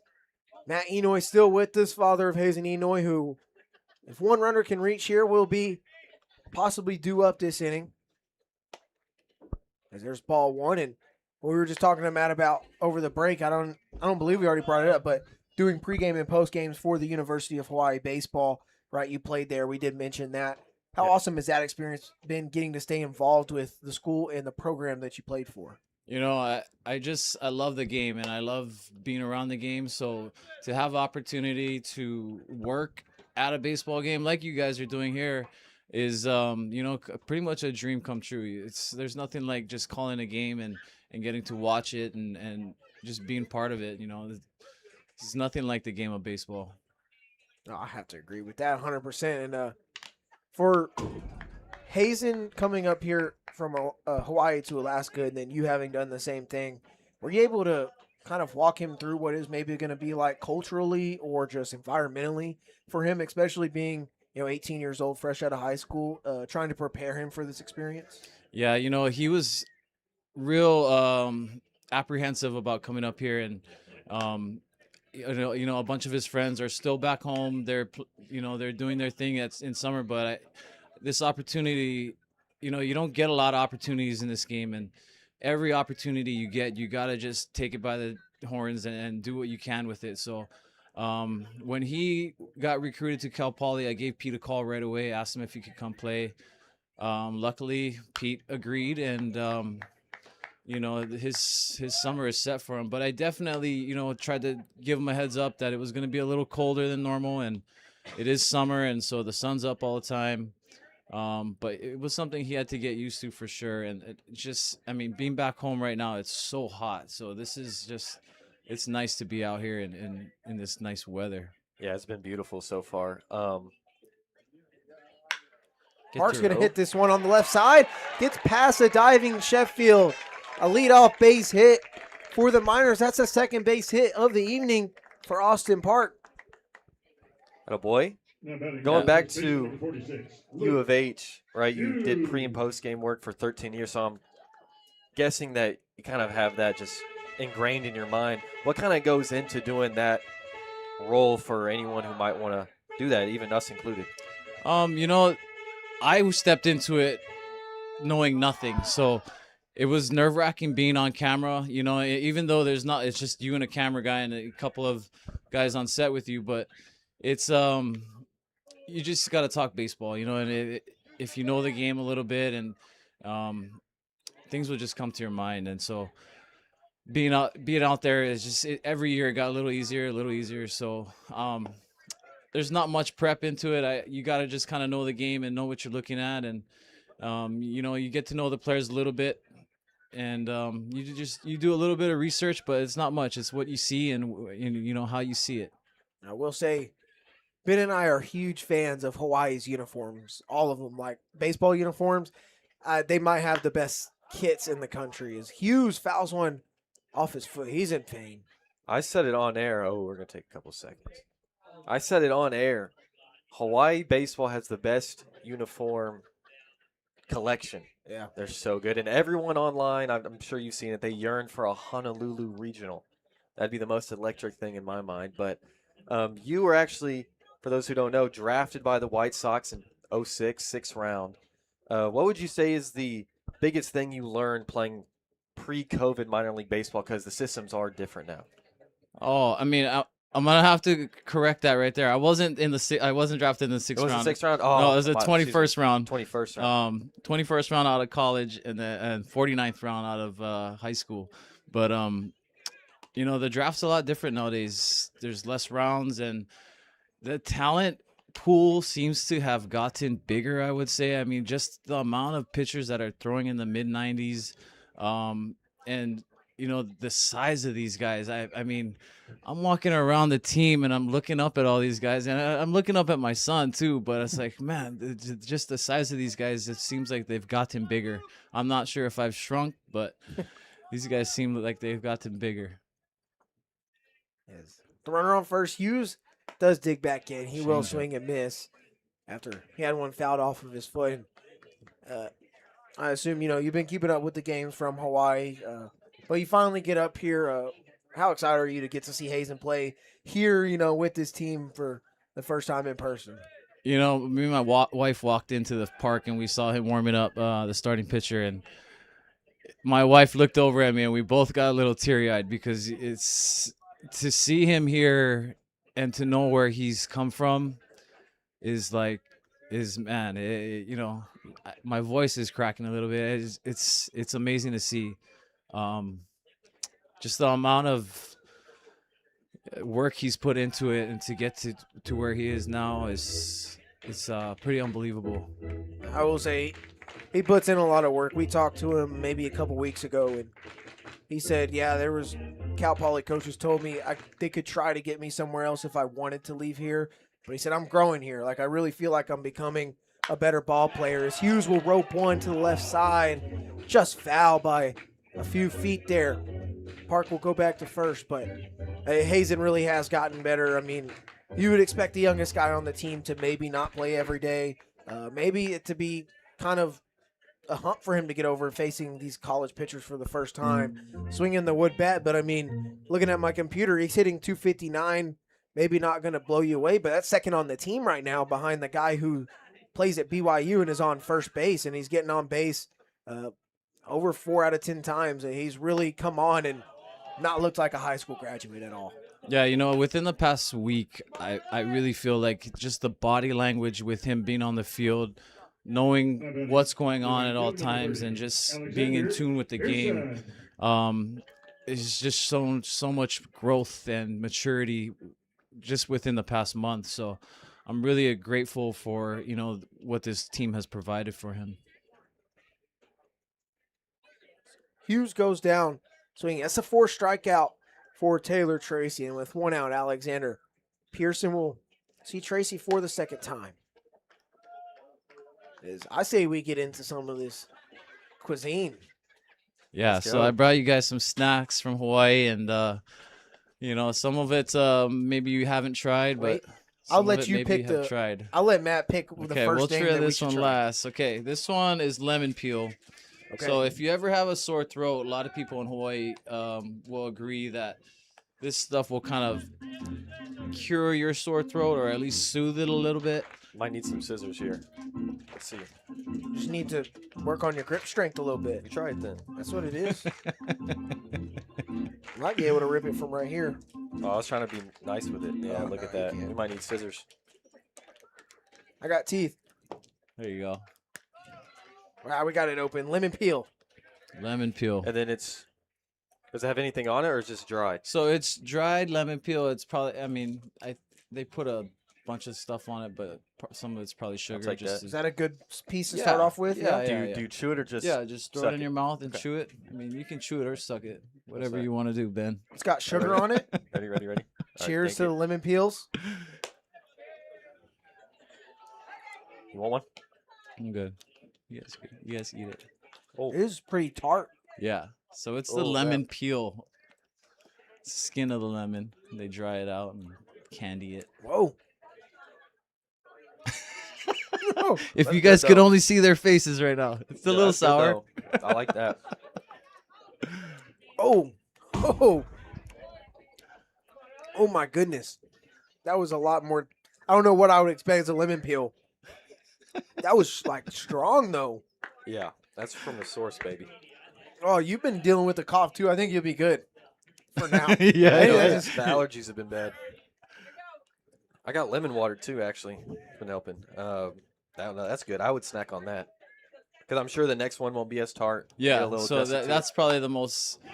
Pearson goes the other way on the hit and run. Park will go all the way from first to third. 1 out in the inning. Miners have them on the corners. What a job going the other way, too. That's technical. Oh, my goodness. That lemon peel was something, though. I don't know if I love it, but it didn't taste bad. I could eat a couple of those. I thought that was good, just tart at first. Well, there's pieces that have, like, more thin stuff. All right, we might have to take a break here. Got the one and only. Yeah, the one and only. Hazen Enoy digs in. They're on the corners with 1 out for the future Cal Poly Mustang. Tracy's first offering to him. Runner takes off for second.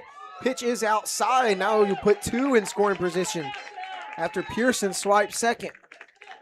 I think that was a great decision. Obviously, taking off first pitch. I don't know if the Bucs are ready for that.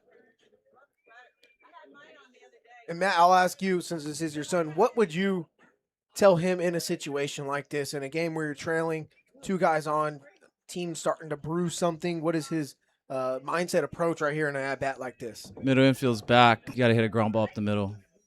Easy score run. Easiest RBI in baseball. A lot of room kind of on that right side. Enoy's going to hit this one up the middle for a base hit. Park will come home and score. Pearson will be held up at third. It's a one-out RBI single for Hazen Enoy. We're all tied at 1 in the Valley. Oh, yeah. Speak of the devil, right back up the middle. Gets one a little on the inside, but is able to get the barrel to it, throw the hands at it. Well, that's a relief. Yeah. Yeah. You know, we watched that first looking K, and we hung our head a little bit after that, so that was nice to see. Hey, he listened to exactly what you said. He took that thing right up the middle, and it wasn't even on the ground. That was hit hard on a line. Barrel behind that one. Will Millard now with them on the corner still with 1 out. We've got a tie ball game as he'll see a ball. All right, let's get back to it. Whew, that lemon still. All right. It does linger a little bit. So I'll change up the taste buds here and get you guys something sweet. So this is Lihimoy gummies. You've probably had these gummies before, but they got a little island twist to it with the red powder on it. Yeah, it's like a red powder. It's almost a little bit wet, right? Would that be the right word for it? It's not like, I actually asked this earlier, it's not like Chile that you see on a lot of like Mexican candy or something. It's sweeter, right? Yeah, it's going to be a little sweeter. Ready? Yeah. That tastes good. Millard, chopper to third. Throw it away. Enoy will get to second, though. There will be no double play. Pearson stays at third, so 2 runners in scoring position, but with 2 outs. Yeah, that's good. I could eat a whole pack of that. Yeah, just sweeter. Yeah, so that one's actually going straight candy. Give me a second one. Hitter number 29. I guess I kind of thought the lemon peel would be kind of candy-ish, too. I got 2. Oops. The way it looks, yeah. Yeah. Well, Now that's Canyon Millar with 2 gone. That's good, though. Really good. I've liked both so far. Definitely like the candy a little bit more than the lemon. I do like bitter stuff or like tart stuff, but that sweet over that lemon peel is a little bit better. And just a quick question, too. Hawaii is 1 hour behind or ahead of Alaska? 2 hours behind. 2 hours behind. So the games are at 4 o'clock. 4 o'clock. Okay, so not as bad as some families on the East Coast. Yeah. Or so it's actually way better, actually. It's perfect for me. I'm kind of just getting to the tail end of my day for work, and so I turn on the game, finish my day with you guys. Appreciate it. Thank you. No, every day you guys play, I look forward to it. Are you ready for what's next? Yeah, I accidentally grabbed 2 pieces, so I was eating both all of the good, 2 all good. extra ones. All right. Something else in there. Your choice? And what were those called, the gummies? Lihimoy gummies. Lee Himoy? Lihing, yeah. Lee Hing. Lihing gummies. Okay. And then, this is again. So this one is actually what they make the powder out of. Oh. So this is kind of like a dried cherry, I guess you could say. Okay. So this is kind of like the base of things. Okay, so the powder on the Lee Hing gummies. Yeah, so the gummies are colorful, right? Different colors with a... And it's a red powder, too, on the gummies, the Lee Hing, right? That's the powder? Yeah. Okay. And I'm not sure why it's called Lihing. Okay. No, Go I ahead guess it and comes from a... tear it the up. name comes from across the ocean. Hold on. And this bag says Lee Hing sweet/sour. Yeah. I'm excited. These are like, they look similar to the lemon peels in terms of color. There you go. They almost look a little bit This powdery. is really soft. Yeah. Yeah, they're super soft, almost a bit brownish. Let's see. Ready? Right after this pitch, I'll dig in. As Millar's going to hit this one in the air to center field. Garcia camps under. That is the 3rd out of the inning. Let me eat this real quick before I go to break. The All right. Lee Hing sweet/sour. Hey, folks, it's red ticket time. Get your red tickets out. Chewy, easy to chew.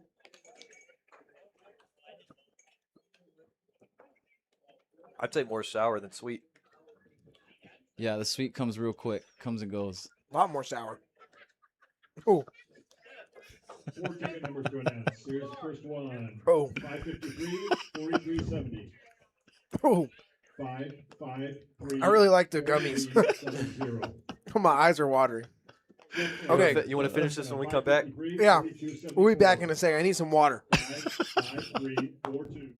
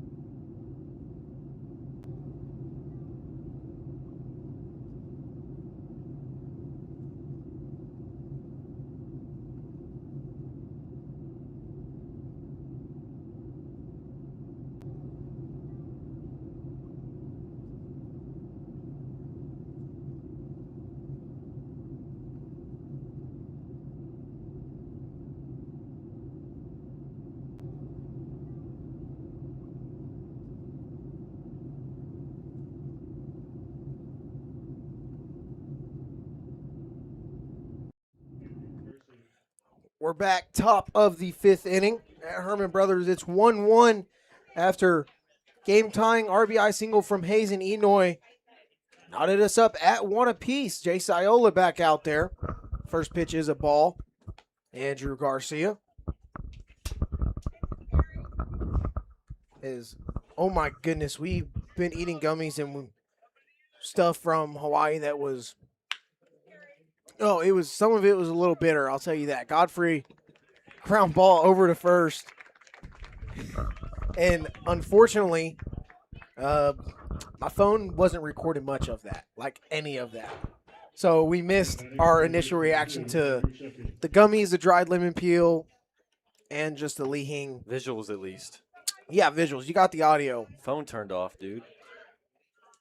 Yeah, that's all right. So that was good. But you said, and you said they do what with the sweet and sour ones? Oh, okay. So the sweet and sour, a lot of people will drop it into a bottle of tequila or a bottle of vodka and let it sit for a while, and then you kind of got a flavored alcohol, you know.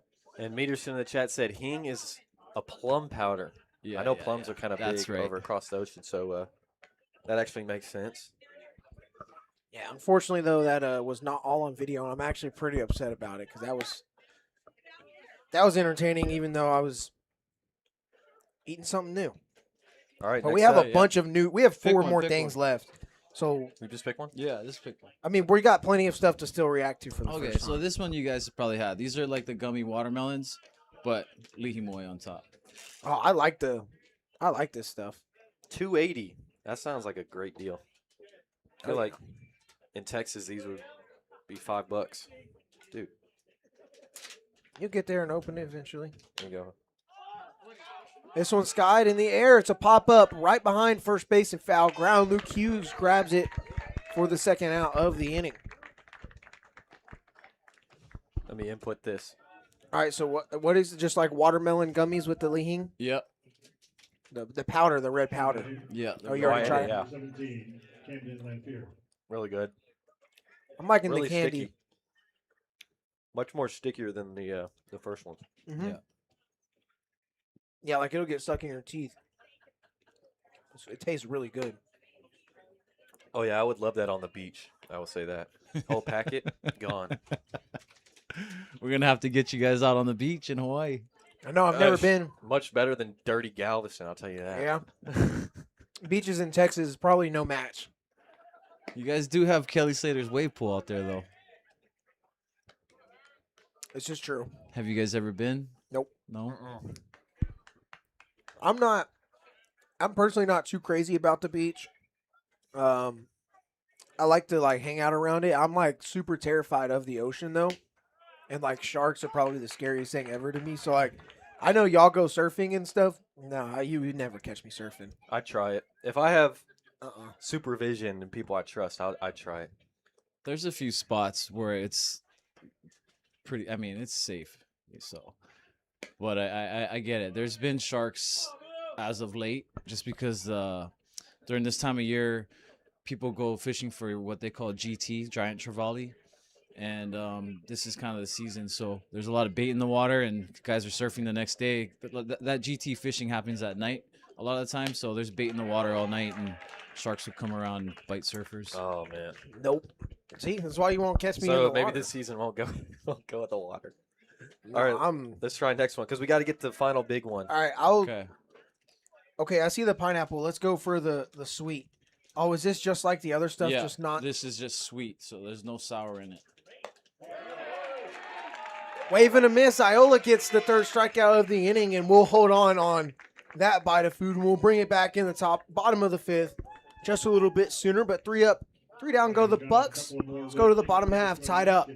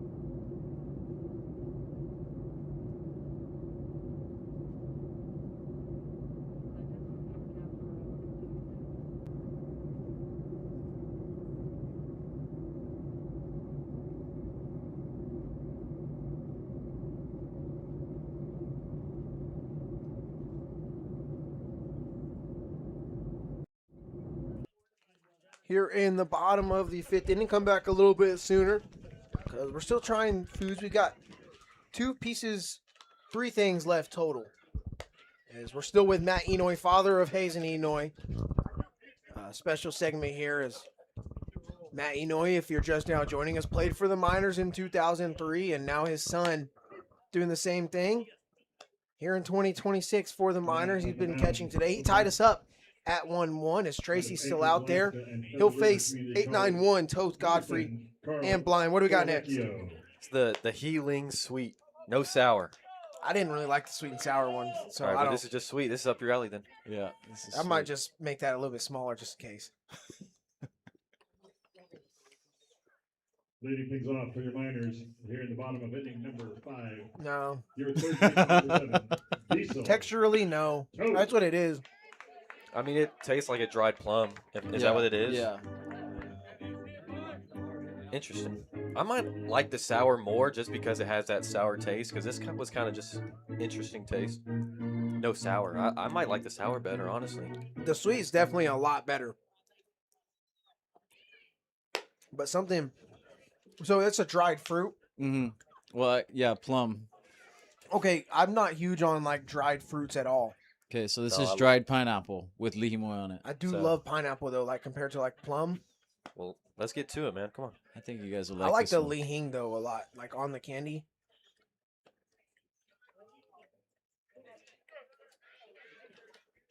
That's pretty good, though. Oh, So yeah. maybe I don't like plum.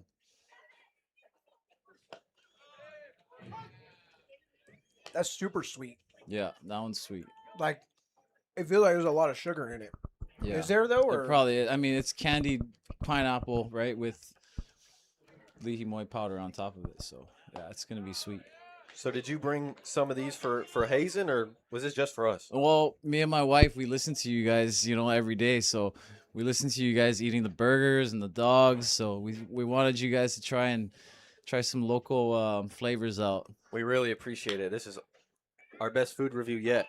that goes foul. with toast. That was pretty good.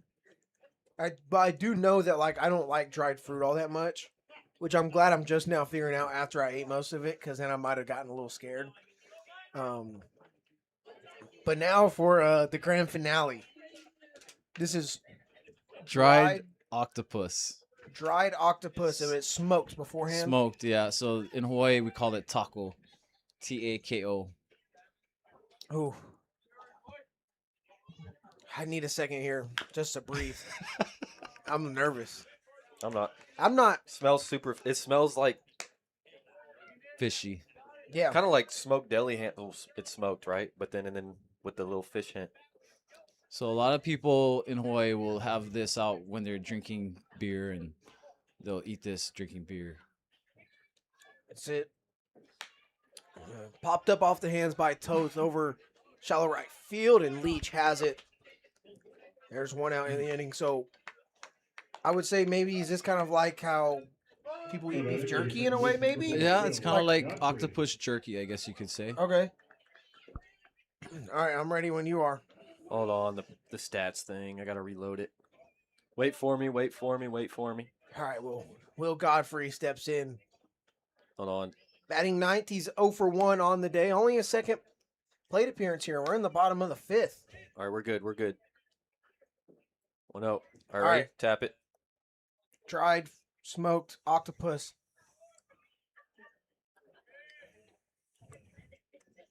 Oh yeah. You got a fan, Ben? It's chewy.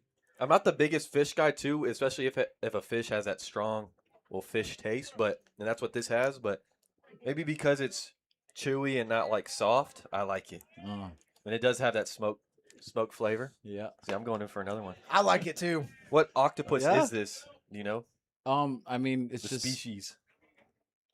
not. You know. just Oh, figure it yeah, out. okay. It's a daytime taco guarantee. That's actually pretty good. So what I would compare that to is, right, as a kid, all the kids growing up, you want to be like, dad or grandpa, and you get the little beef jerky in a can, and you I put had it in that. like you got snuff or something, tobacco in your lip. It tastes like chewing on that stuff because it's all like, really thin. It kind of tastes like that. Felt off. I like it though. I like it. I liked everything actually. I didn't really like the dried plum. Here, I'll go for the sour one again. That's all you, big dog. Everything else though, the plum was just, I don't know. The texture, huh? Yeah, I'm big on textures too when I eat. Beef will go down swinging 2 outs here in the inning. Yeah, see that Lee Hing sweet sour. That was better the second Your one. center fielder, number 13. Okay, And then look, then I'll try the lemon again. you go ahead. I kind of ate a lot before the game too, so I don't want to get too. We crazy. had a burger before. Perfect. I had 2 hot dogs. Yeah, I would say the Minor burger was better than the Anchorage Bucs burger or the Pilots burger yesterday. We never tried food in Anchorage, but I already know the Minor burger is way better. Oh yeah, it was 10 times. Oh yeah. You don't go to a lot of ballparks and get a double meat burger with lettuce, pickle, tomato, onion. Yeah, I didn't realize there was going to be double meat in there. I Yeah. opened it up. I was shocked. No, it was good, and we get those for free. Man, So we're on it every day. Oh yeah, every home game I'm getting a Minor burger. I might need to take a lap every day I eat one of those. Oh no, I've been beefing up, and after all this stuff, there's a hard shot the other way for Matthew Blind. It gets down into left center. 2-out single, maybe something brewing here from the Miners in the bottom of the fifth. There you go. Well, thank you for bringing all this food for us. Thank you guys for having me. That was awesome. I really appreciate, and I'm sure everybody that watches the broadcast appreciates what you guys do. You guys are the best. We really appreciate it. I Means a love lot these when we get gummies. feedback, especially from parents too, about that they enjoy listening to the game their sons play.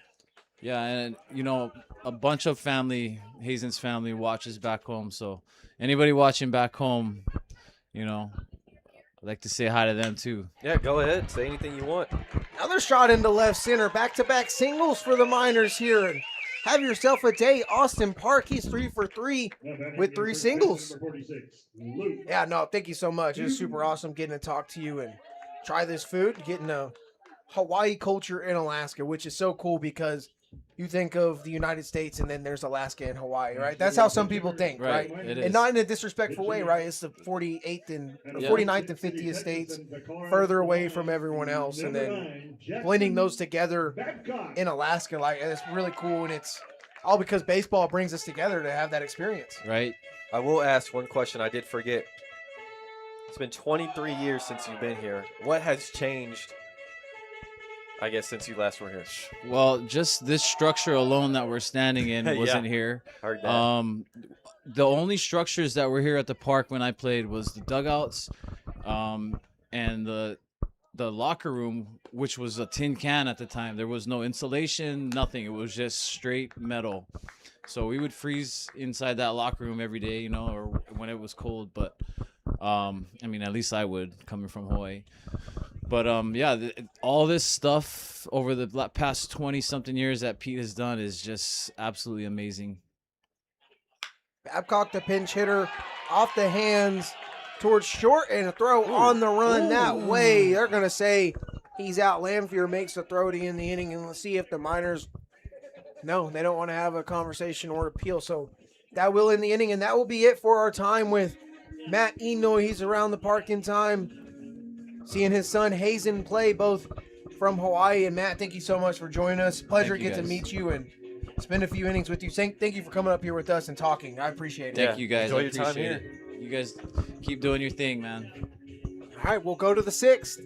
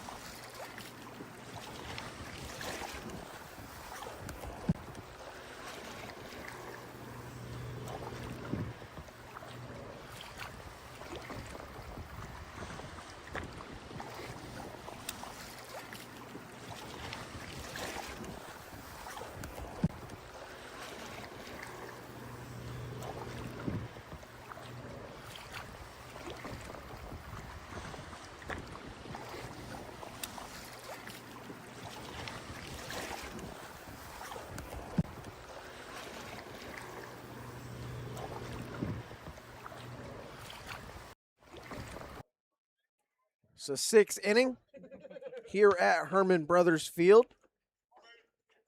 After Jackson Babcock's ground out to short to end the inning, as we've hit this 6th. That one's going to be hit off of Babcock's glove, who's over at first base now, and it's rolling into foul ground and going all the way into second here. Andrew Raymond. Excuse me, that's Smith that came in. He finds himself. No, it was Raymond. I got it right. We're catching up because a little bit off track of the baseball so far. But how about Jay Sayola? Finds himself in the 6th inning. He's only given up 1 run. He's limited to free passes.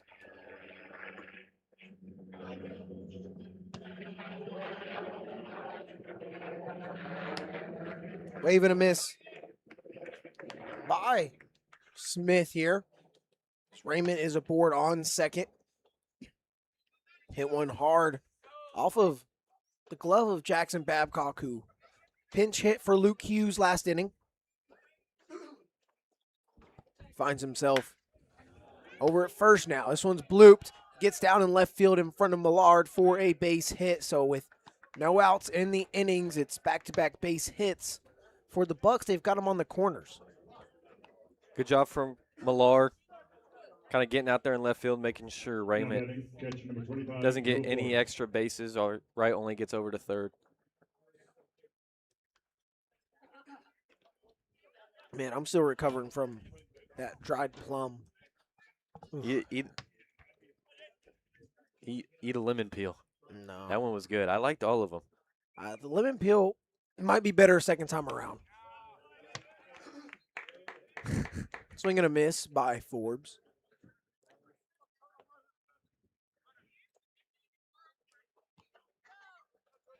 So 1-1 is our score, and Miners just now getting some action. For a reliever, it looks like Zach Bowman from far away. Time called here.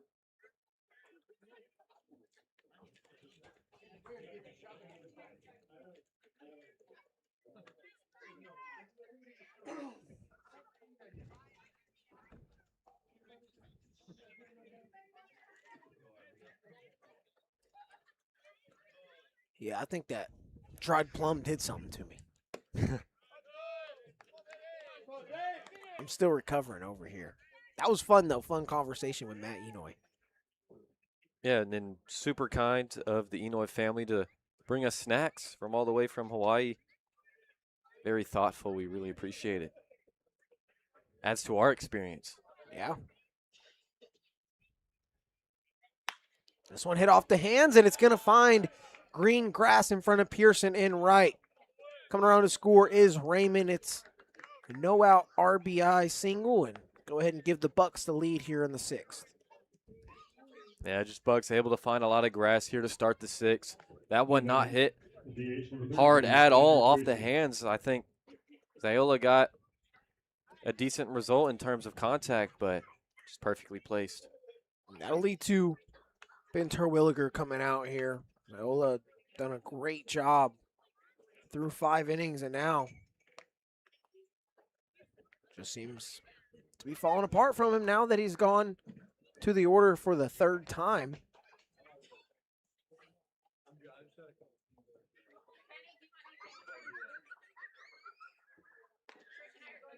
Thanks again, folks, for coming out tonight on Alaska Food Company and Home Inspector. Hey, we got Bowman out in right field warming up. Sure appreciate you being here on a beautiful night for They're baseball. going to leave Zayola out there. Just At the half inning, Buck's just been finding hits. It's not like he's been pitching bad.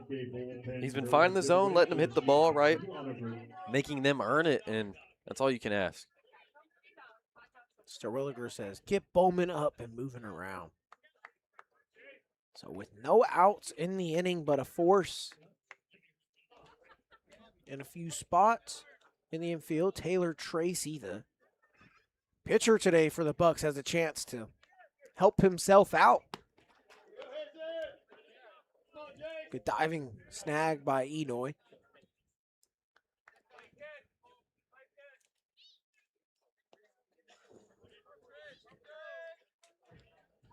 "1-0 is the count to Tracy.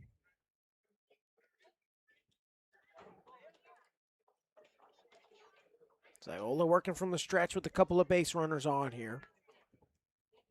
That one also outside, 2-0. You know, speaking of new things, so now, of course, I've tried all this food for the first time from Hawaii. I've tried halibut, right? We tried that weird seaweed type Yeah, thing. I'll figure while out what it's kayaking. called. That was weird, let alone all the places we visited. So it's been super, super interesting being up here. And that's what we want. Another one outside, 3-0. And I've also learned some Hawaiian slang or lingo from Hazen. He told me to just say Raja with the little hand signal. You know, I don't know, man. Bladderwrack. Bladderwrack. Out of the ocean. I mean, literally kayaking, grab it floating from the surface of the water and just eat it. Sounds really crazy. I almost didn't try it.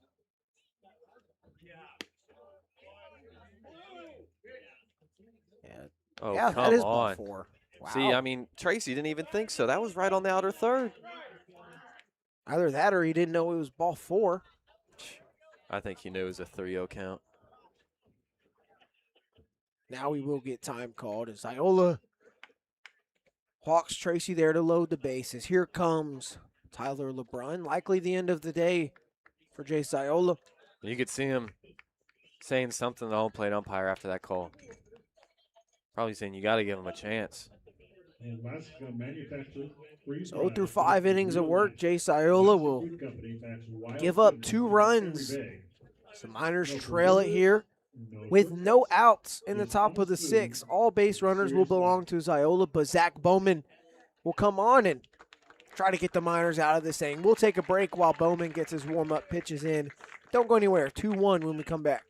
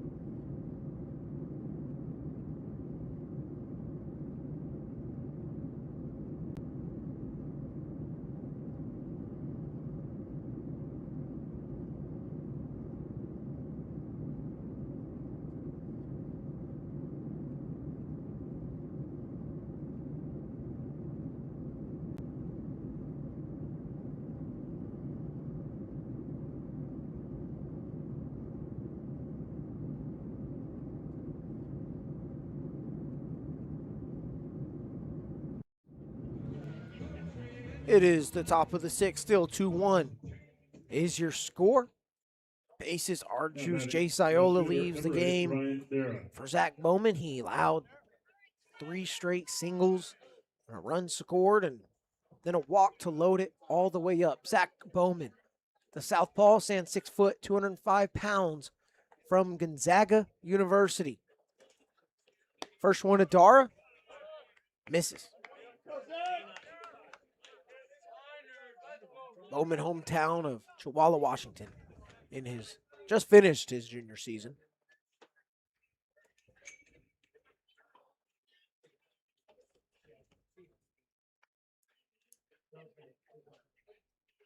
Here's his 1-0, wave and a miss. So I was talking to Terwilliger when I was asking about Ziola, asked about Bowman if we would see him. He said, yeah, most likely after Ziola, but I mean, he's been so solid all year round, and he was a 2-pitch guy. Now he's added a curveball. Terwilliger said it's almost like a slurve. Popped up in foul ground. Babcock giving chase from first base position, and in the gravel side of foul ground makes the play. Bowman comes in, gets weak contact, and in foul ground, it started to pop up for the first out of the inning. Now batting, second baseman number 18, Finn There you Leach. go. But anyways, he was saying when he first started throwing that curved slurve, he couldn't, throw it over the plate for Jack, basically, because he's such a pronating guy. That's why his changeup is so good. He's so good at pronating, it's hard to go the other way with that slurve. So it's the opposite of the changeup, basically, with the wrist. Foul ball, right side for Finn Leach. Batting now, he's 0 for 2 with a ground out and a fly out, both the opposite way. But yeah, he's been a lot better with that slurve. It's added a lot to his repertoire, and he's been very good for the Miners this summer.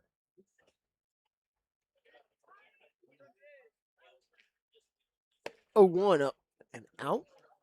1-1, and I want to mention that, I mean, if any parents come to town of a Matsu minor, and maybe there is a good chance that if you let us know, we can work you into an inning or two in the booth. We love getting to know the parents who have no choice but to get to know us if you want to not watch your son play baseball on mute. That shot's going to get down in front of Pearson in right field.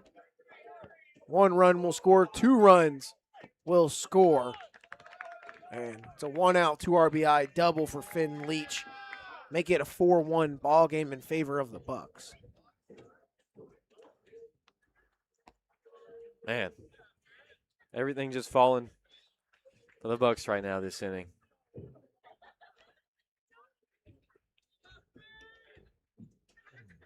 Bowman not doing a bad job whatsoever is all the runs that have scored in this inning charged to Jace Ziola. Infield comes in. So Miners are down 3 here in the Bucs half of the 6th. First pitch in there for strike 1 to Garcia, who tripled and scored back in the 3rd inning. With 1 out and nobody on first. There's no force on the base paths.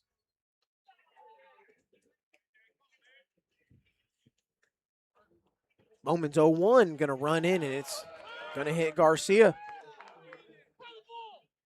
Bases are going to be loaded. Miners just need to get out of this inning without further damage. It's going to be tough, but got to keep them where they're at. Now this does provide an opportunity for this defense to turn a double play. As you see, they're looking towards the dugout. What do you want from us, coach, right here? And they say, hey, we're going to give us a chance to turn 2. Middle infield backs up. Corners are in, though. Andrew Sheffield sees strike 1. This is why the Bucs have won 7 of their last 9, and why they're rolling is they put up crooked numbers. They win innings that way. 0-1. Outside. Have yet to get to a chance where I can mention it in this game. I've been forgetting, but the Bucs, you do remember from pregame, unless you're joining us later on, they've won 7 of their last 9 games. So they're tied for 3rd place with the Miners right now, but over that stretch of those last 7 wins, averaging 6 runs a game and just a little bit over that. That is a recipe for success in the ABL. Talk about how much of a pitcher's league it is. I mean, yeah, the Oilers lead the league in batting average. They're only hitting .250 as a team, right? That kind of just gives you a sense of how unoften hits are happening. Are happening pretty frequently for the Bucs in this 6th inning. Another one poked into right field. 1 run will score, and Babcock's not going to give a relay to go home. 2 more come across on the 1-out, 2 RBI single. 6-1 Bucs. It's getting bad right now.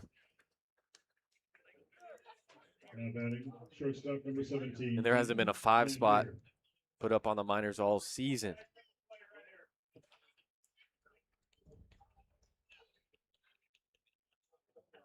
Coming into this inning, it was 1-1 ball game. Bucs have absolutely ran away with it with 5 here in the 6th. Zach Bowman is just trying to get out of it. He's been able to get at least 1 out in this inning. Now working on the leadoff hitter for the Bucs, Landfear, who is the 9th hitter to be plated for the Bucs in this 6th. Ziola came out for his 6th inning of work. He gave up 3 straight singles and a walk. Bases were loaded when Bowman came in. This could do it, though, for the inning. Park will step on second himself, on to first. Bowman finds a way out of it, but the Bucs will add 5 to make it a 5-run ball game. Going into the bottom of the 6th, Miners searching for answers.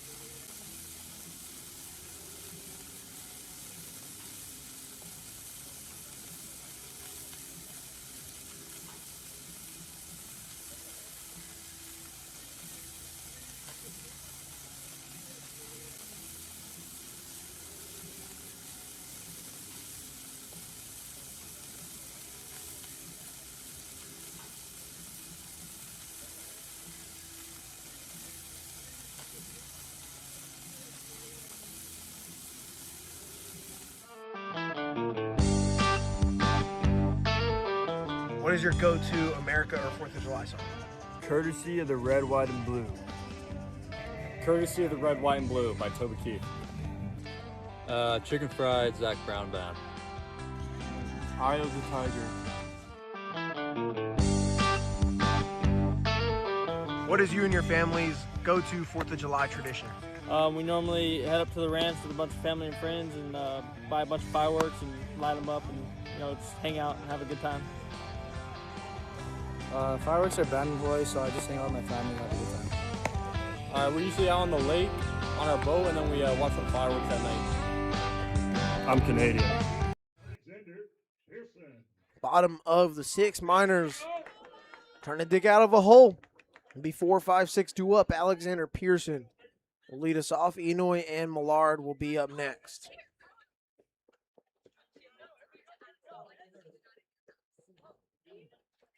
First one from Tracy, who's still out there.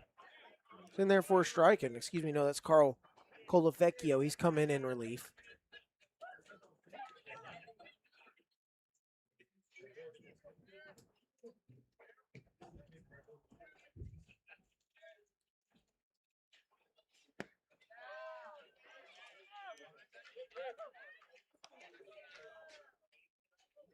Pearson in a 1-1 count here.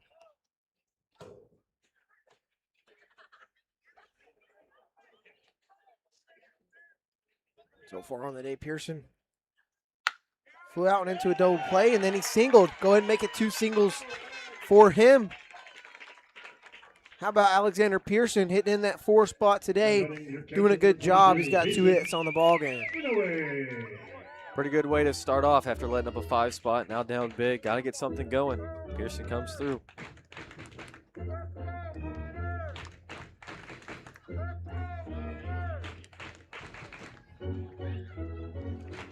Now Hazen Enoy. When it was a 1-0 ball game in favor of the Bucs, he came in and tied us up in an awesome way with his father in the booth. Matt Enoy, who we interviewed for about a couple of innings worth of time. Tried a bunch of Hawaiian snacks. That was fun. Pearson takes off for a second. It's going to run in and hit Enoy right near the knee. So no stolen bag for Pearson. He gets dirty for nothing. But they're on first and second with no outs. Your left fielder, number 19, Will Easy Millard. beat ball for Enoy to take, too. That just skimmed him. Let's go. You got to take advantage of this. So Enoy and Pearson now have both reached twice in this ball game, and both times they've reached have come in their last 2 plate appearances. Now 0 for 2 on the evening's Will Millard. Miners really need to get something going. That one's going to go behind Millard, and it's free 90 for both men on base, second and third with no outs.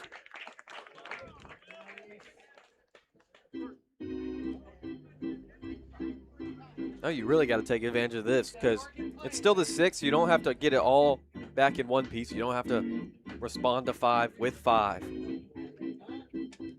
But you got to put up a crooked number, I would say, given this situation now. So Forbes and Colavecchio will have a conversation as Taylor Tracy put the Bucs in a great position, especially after they put up that 5 spot in the top of the 6. And Colavecchio's come in, single, hit by pitch, and now a wild pitch.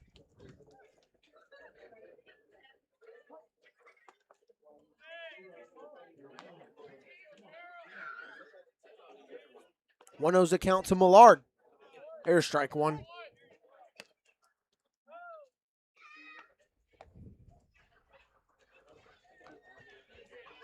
Just getting close to the 2-hour mark here in this ball game, nearing the back third.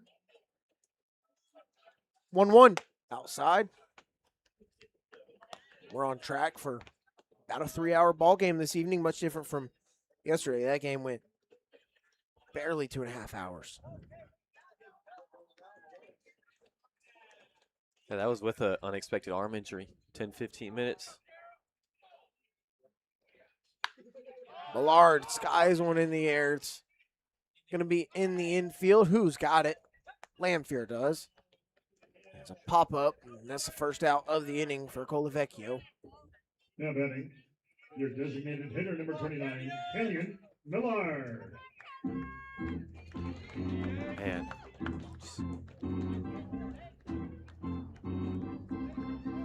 Now an opportunity with bat that's got a lot of juice in it. Canyon Millar, the DH, hitting 7th. He's 0 for 2. He's flown out to right and center field. First pitch fastball on the outer half. Maybe a little low for Millar's liking. Does have some long legs and tight pants.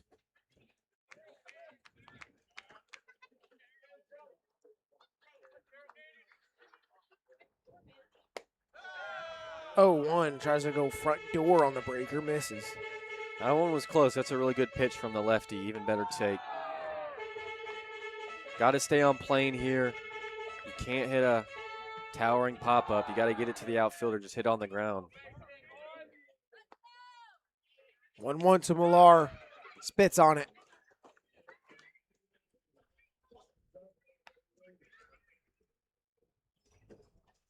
So Miners get the first 2 aboard here in the bottom of the 6th. Then the pop-up by Will Millard puts us right where we are. Chance for the freshman out of Temple Junior College to make something happen. It's a 3-1 count to him, and with first base open, Bucs are pitching with a comfortable lead, but maybe they want to avoid the bat of Millar and get ready to face Diesel Toth, who's 0 for 2 on the day as well. And then in the holes, Will Godfrey, he's 0 for 2, also with 2 strikeouts. Now we're not even close. 5-pitch walk for Canyon Millar. It'll load him. Good job to not get out of your shoes and try to force anything. Try to play the hero. Trust your guy behind you. Bases juice one away. Like, just got to pass the baton. Patient at bat from Canyon Millar. Now, Ducks on the pond for Diesel Toth. First pitch swinging. It's going to be popped up on the right side of the infield, and Finn Leach calls off the first baseman, Smith. There's 2 outs in the inning. Got to stay on plane. Both Millard and Toth just, I mean, obviously under it. Those are homers in an elevator shaft, but here you got to, just got to stay on plane. Back-to-back P4s for Diesel Toth. Now Will Godfrey. Quickly 2 outs with the bases loaded. That pitch close, but it's a ball. You have to think if you're the Miners, the way you started this inning, first 2 guys in scoring position with no outs, to possibly coming up empty and stranding 3 on the bases. Oh, man, it feels like it's over.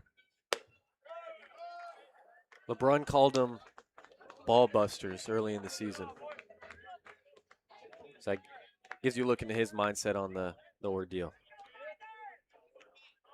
Last night, Miners, 2 nights ago, excuse me, stranded the bases loaded 3 times.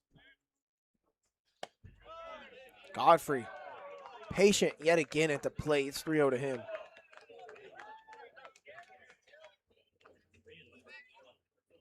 Got Blind on deck, who had a great at-bat last time up, single to left center. You got to be like Millard. Don't get out of your shoes. Ball 4. It's an RBI for Will Godfrey. He reaches for the first time, and 6-2. Miners find a way to at least come away with something in this inning. Definitely take that. There you go, plate 1, but guys before him made it harder. He shouldn't have to have come down to a 2-out walk, right? Guys should have been driven in on a ground ball, fly out, even if it wasn't a hit. First pitch misses low from Colavecchio to Matthew Blind. He's 1 for 3 on the day, singled back in the 5th.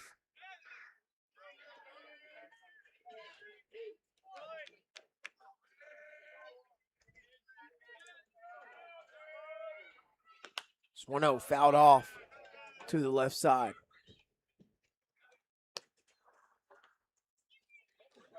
Blind hasn't had the craziest year in terms of or summer, I should say, looking at his average coming into this game. I mean, he's hitting right at 200, but you look at his 8 RBIs. It's a pretty sweet deal for him. This one's hit on the ground, snagged by Smith at first. Bases will be left loaded for the Miners. Colavecchio gets out of it, but does allow a run across with the bases loaded walk. 6-2 as we go to the back third here.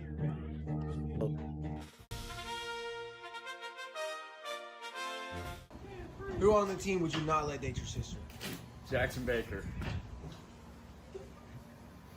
I'm not letting Connor Mundy anywhere near my sister. I would not let Jay date my sister. I wouldn't let Spooner. Oh, I gotta go with Spooner. You know, you know. Ain't no way am I letting Connor Mundy anywhere near my sister, bro. Connor Mundy will not date my sister. Nobody. Tyler Akers. Jackson Baker. I would not let Tyler Akers date my sister. Tyler Akers, for sure. Personally, I would not let Tyler Akers date my sister. Beef. Definitely Tyler Akers.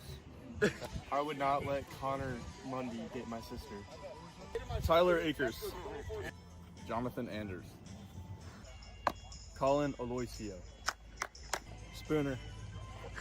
Declan Spooner. Jace. I would not let Cooper Grace date my sister. I would not let Brady Clark date my sister. Spencer Henson. No way. Declan Spooner. I'd like to date Spooner's sister.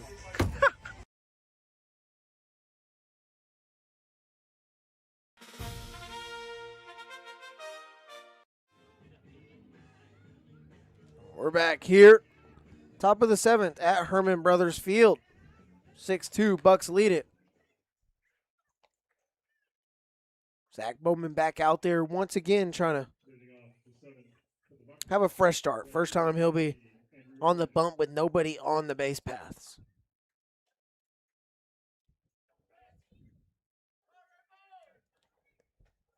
I mean, I think if you're the Bucks, only letting up 1 run in that situation, you'll definitely take that. I mean, that felt killer right there, that inning. First pitch swinging. That's going to bounce off of Badcock's wrist. E1 leads us off here in the 7th.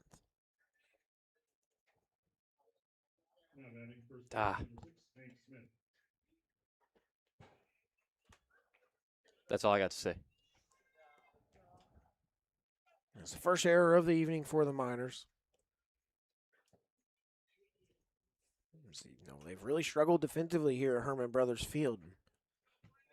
Just now having an error shows you that the Bucks have really just hit the ball. Taking off for second is Lamphere, and how about that? 1-3-6, caught stealing. There goes Raymond. Racy error, there's 1 out, nobody on.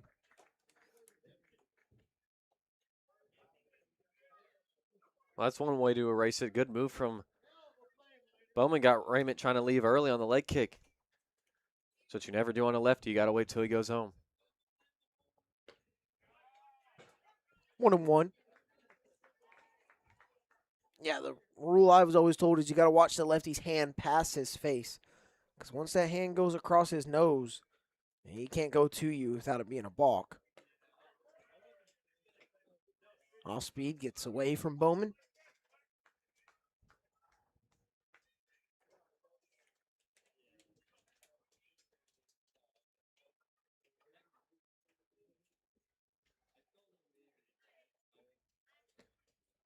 Another ball. Bowman, I'll have to ask him about it. He's rocking a new glove. It's all green. Kind of a cool little green. I don't. What kind of green would you compare that to? I don't know if he got that for the summer, for the Miners. It came in. He's got a month to use it, but I mean Gonzaga doesn't have any green. Shot foul. Looks green and red. Grinch green. That's a good green to call it. Like the Grinch. It does look like that. I'll give you that.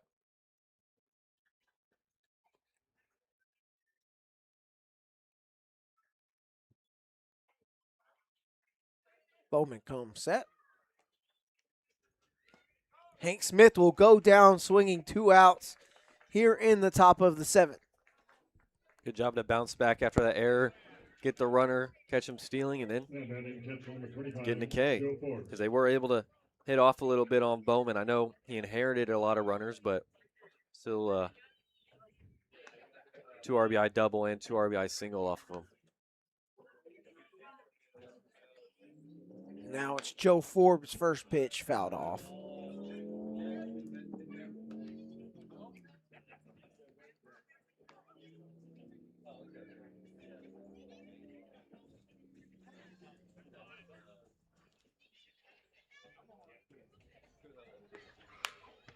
This one, hitting foul ground. Babcock giving chase towards the fence.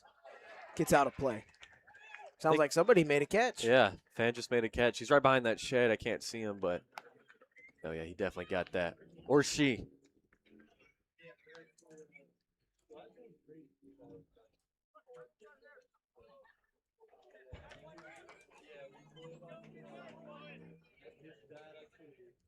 So it's an 0-2 count to Forbes. Bowman offers outside. Try to go back door with the off speed. He just missed.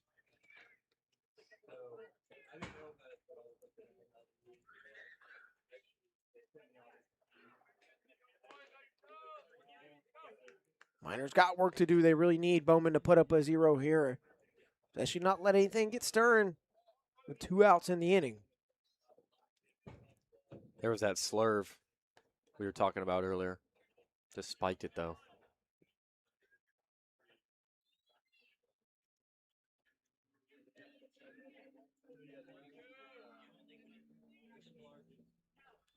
Two. This one hit off the hands, but weakly in the right field. Pearson.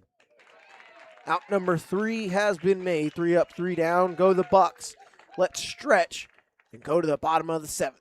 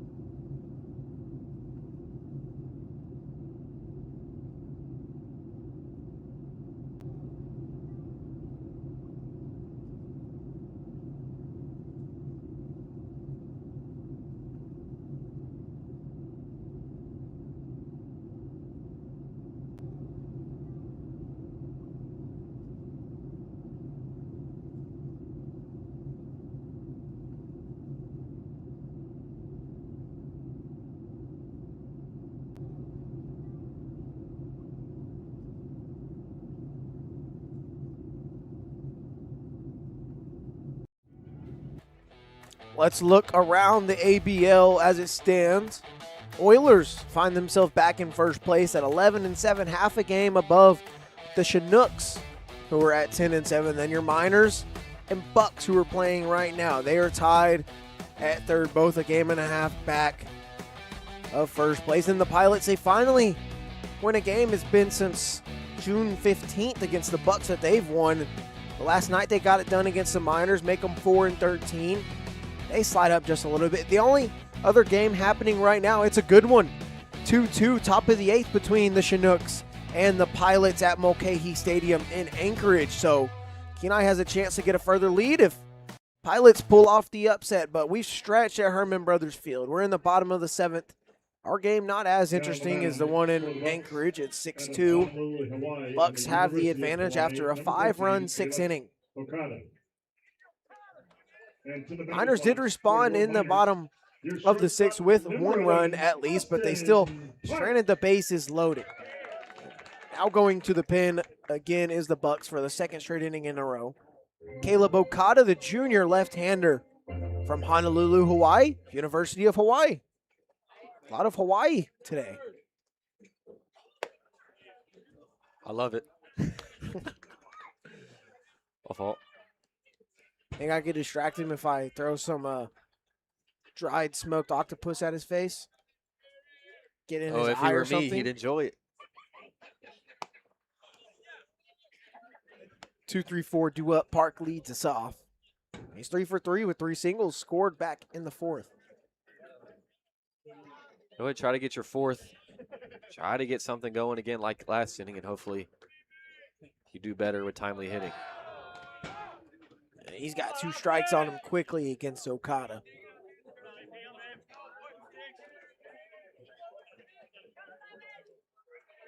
Might have to ask Matt Enoy, hey, you did pre and post game. He was hoping that the new network that picked up U of H's baseball, I don't know if it's all sports, but he was saying hopefully they pick me back up, let me keep doing it. It's like, hey, you trying to let me work with you? let me get in that. I keep getting confused when you say U of H. I think of Houston. Yeah, that's why I wasn't saying it, because I don't think U of H for Hawaii. Yeah, definitely Houston. Park fouls it off. Which, left side. If you know me, I almost went to the University of Houston. I was so close. I got accepted. I was looking for apartments in Houston, and then I was like, I'd probably like Texas State better. It's where my dad went, and forever grateful I made that decision. Yeah, nobody wants to live in downtown Houston. Chopped off the end of the bat.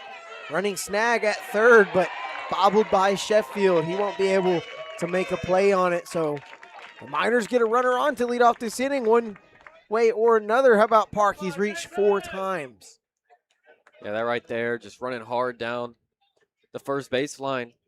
Gets Sheffield to try and hurry, and he can't make a clean transition. First baseman number 9, Jackson Babcock. Now Babcock hitting for the second time. He pinch hit for Hughes back in the 5th. He's been at first ever since. Okada, first pitch strike.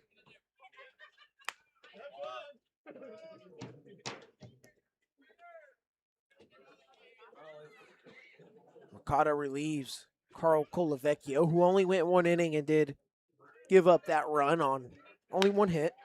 Babcock sends one into center field. Garcia has to come back in on it and makes a running grab. He misjudged that one just by a bit, but there's the first out. Ooh, wish that fell. Now batting your right fielder number 30, Alexander. Must have been the spin on it. Bessent. Probably a lot of it, because there's no wind out here. That'll bring up Alexander Pearson.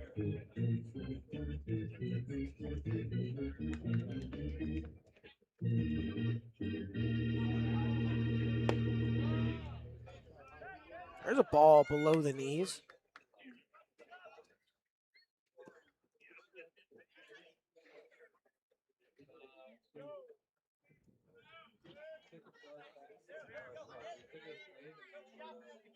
Well, with the count to Pearson, he singled his last 2 times up.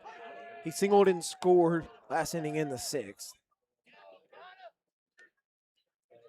He has a stolen base on the evening as well. Yeah, he's 3 for his last 4 going back to last night. When he came up in the first, he ripped one to right field. It just happened to be caught. That gets away from Forbes. Park moves up an extra 90 feet.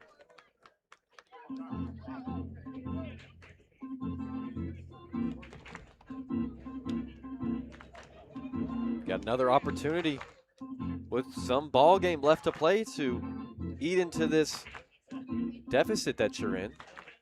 Will they take advantage? Gotta find out.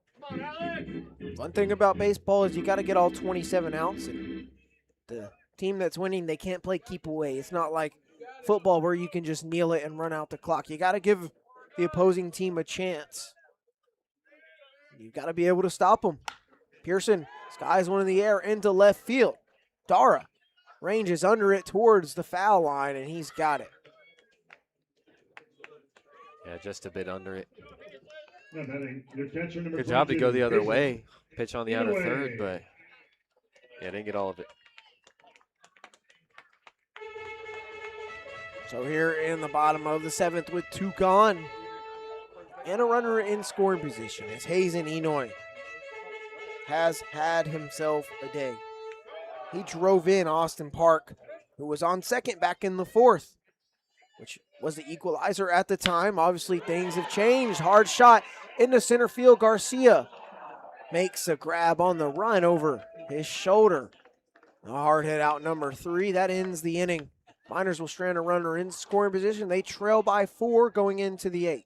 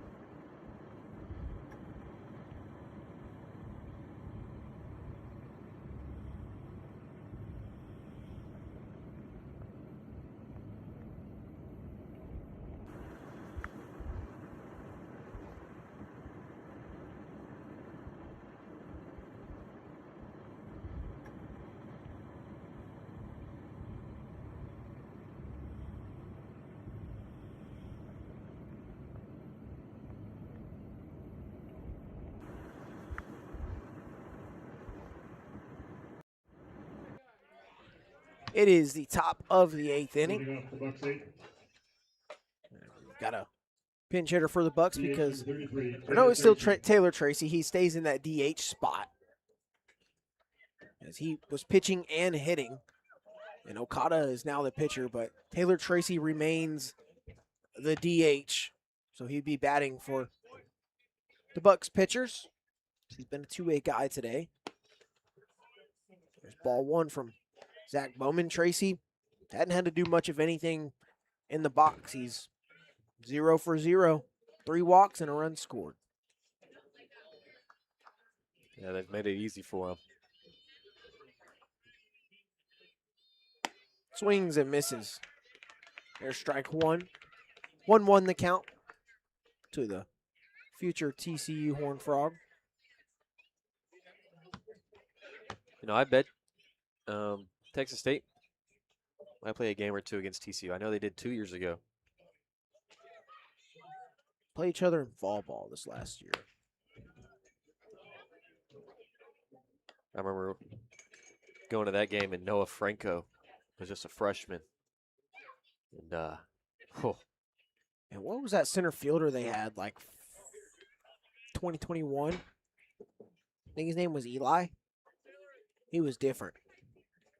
when they went to was it the semifinals or the championship? Probably, I don't know. I think it was the semis. They lost to Florida, I know. When did TCU last make the College World Series championship game? Yeah, so I think that's why I'm saying I think it was semis. Yeah, they definitely didn't make the championship. I'd remember that. Yeah, because who won in 21? Mississippi State? Yeah. Yeah, they beat Florida, right? This one's hit over towards Will Godfrey. And that's just too easy for Beef. He's had himself a day over at second. Yeah, batting left fielder number 8, Ryan Dara.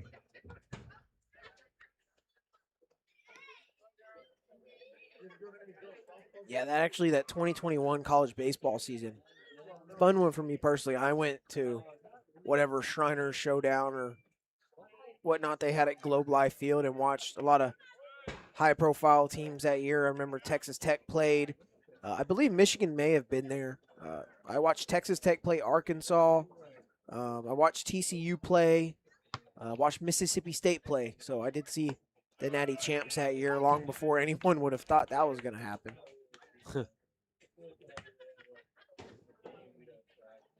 Thinking of Philip Sykes? No. No. Oh, you said Eli, right? Elijah Nunez? Yeah. Freshman? Yeah. Yeah, he's different. He was different. I don't know if he still plays. I imagine he got a shot professionally, but Elijah Nunez, that kid. After 2021? He was a freshman, so he didn't start. But oh, no, he did start. He started his freshman year. I remember him making some just absurd catches that freshman year. 1-2's the count to Ryan Dara. That's a high fly ball into left field. Millard goes back, but stops in his tracks, makes a catch right there. 2 outs here in the inning.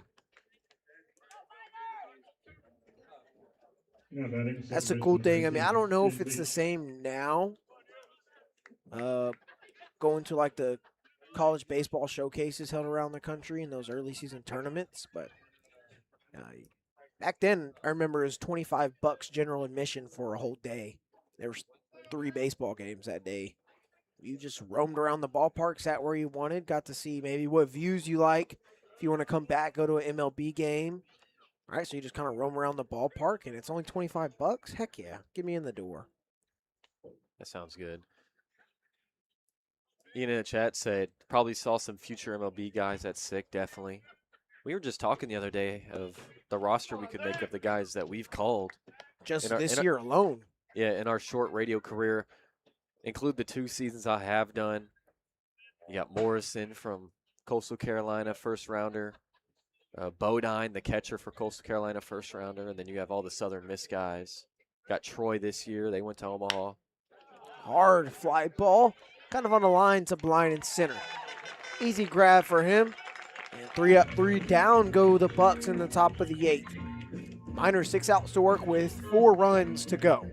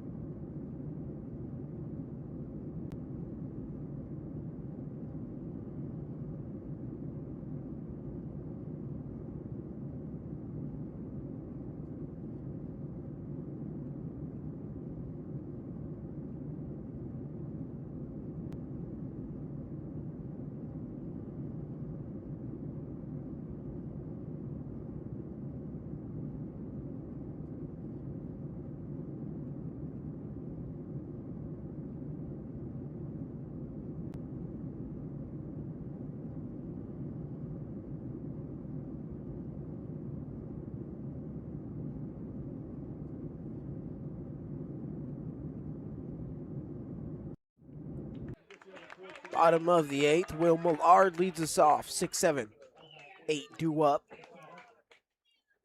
No intention of comedic relief there. Just kind of natural at this point. You don't realize how many times you just say it. Yeah, it's kind of annoying, honestly. Yeah. It's gotten to a point, you know. First pitch is a ball from Caleb Okada back out there for his second inning. I guess we can keep talking about what, like, dudes that we've called a game for of them playing in, right? It's a pretty impressive list. We're talking about Troy before the break, Jimmy Janicki, Crotchfelt became a pretty good guy out the pin for them. I know he's only was a freshman, but all Sun Belt. Brady Kreisman. He was good. I mean, he was insane. Did he just transfer? I think he did. Maybe. Swing and a miss. But Caden Sorrell, Grahovac. Who's the other dude from Troy that I'm thinking of that was just ridiculous? Oh, my goodness. The Australian guy. Oh, yeah. Why What's can't I his name? remember his name? He's probably the only Troy Trojan I'm a fan of. Fly ball into right field. Off the bat of Millard. Raymond has no problem ranging under it. There's one gone and only 5 outs left to work with for Matt Sue, and that's 4 straight outs recorded by Okada, all flyouts. Blake Cavill. Yeah, Blake Cavill. He owned a pet spider and a pet shark. Obviously, from That's so Australia. Australian, dude. Yeah. That's like comical. I wouldn't believe that, honestly. Like, yeah, you're just messing with me. And if you were keeping up with the College World Series at all, you would know that his tarantula died because it froze to death. That's tough. Yeah.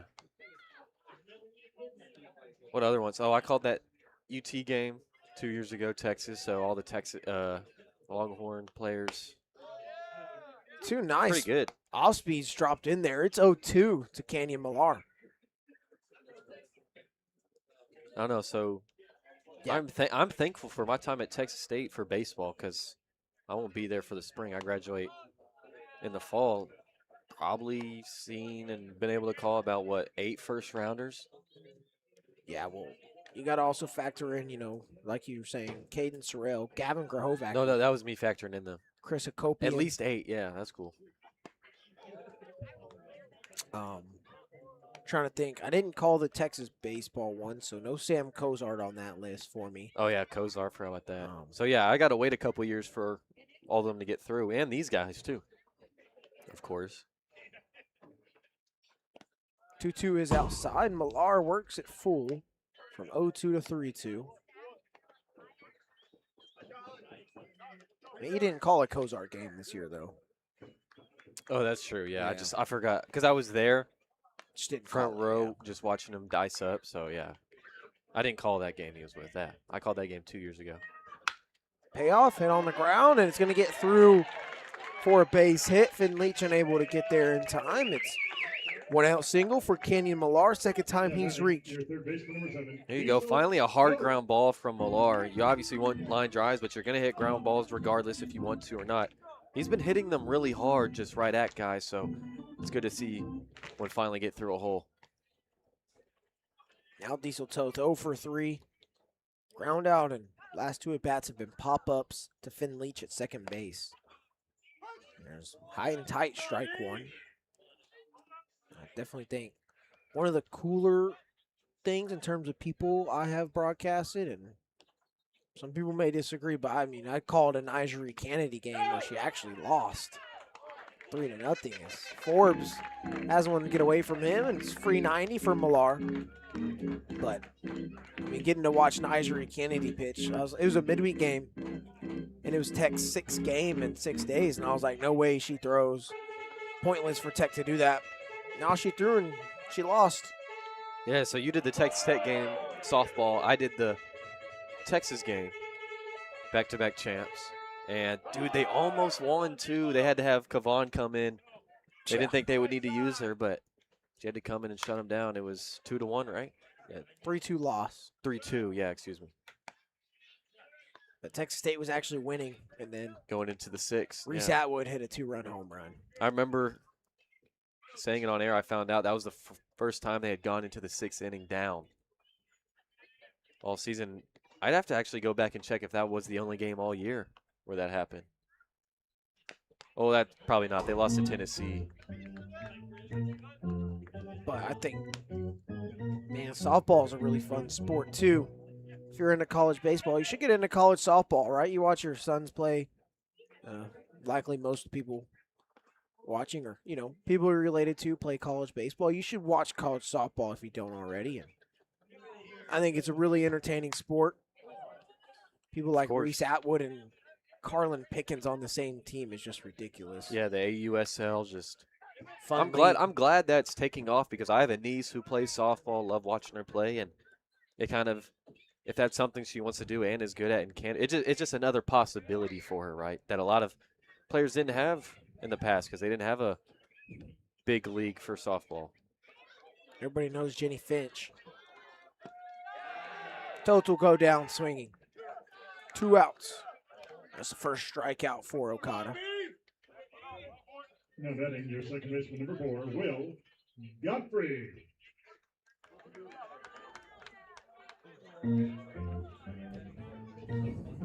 If Millar were to get stranded here on second, if anybody gets stranded in this inning, make that 5 innings in a row, the Miners will have stranded someone on the bases. They've already stranded 9 tonight.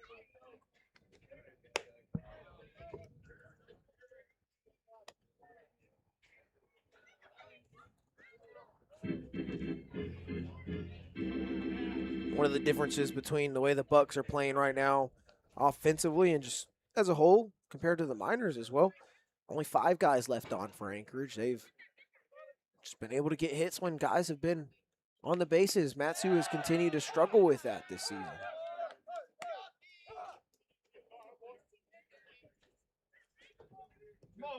1-1 to Godfrey.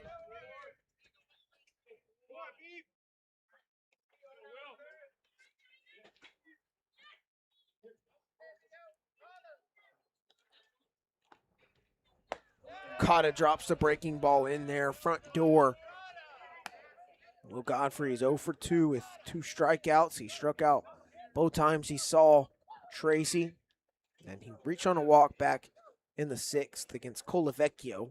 Actually got an RBI because the bases were loaded.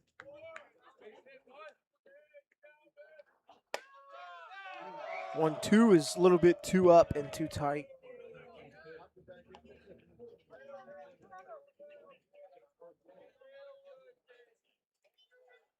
Come on, Beef.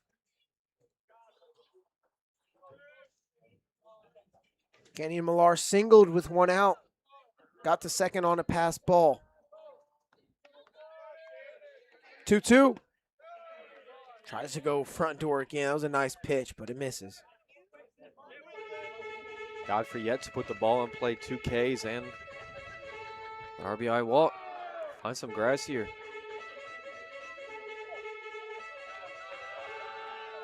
It's a 3-2 count. 2 outs, runner in scoring position for Matsu, trying to make something happen, and another walk for Godfrey. What's new? The second of the ball game. Definitely take that. Pass the baton. Trust your guys to do some damage here.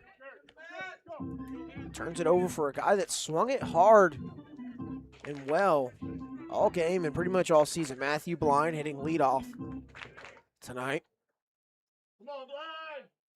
Make that the 12th walk of the season for Will Godfrey.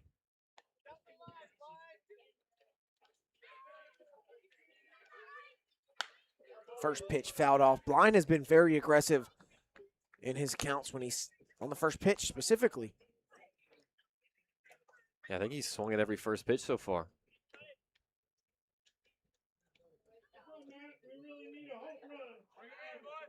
Somebody below home plate says we really need a home run. I agree. There's only been one of those for the Miners all season offensively in league games. Certainly would be pretty cool, though. Definitely. Well, the Miners last year hit 18. It sounds ridiculous now at where we're at. Now, given it is an entirely different group of hitters. It's 1-1 below. Leave it. Blind's knees. He leaves it.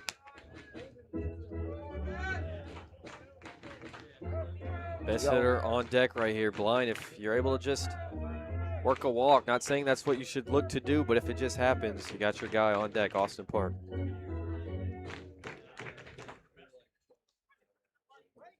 Okada comes set with the 2-1. That one's going to get up the middle for a base hit. They're going to wave Kenyon Millar home, and headed towards third is Godfrey. 2-out RBI single. Don't look now. 6-3 Bucs. Excuse me. But they're on the corners for the Miners with 2 outs. clutch, clutch. Come on, kid. Preventing your shortstop, number 11, Austin Hart.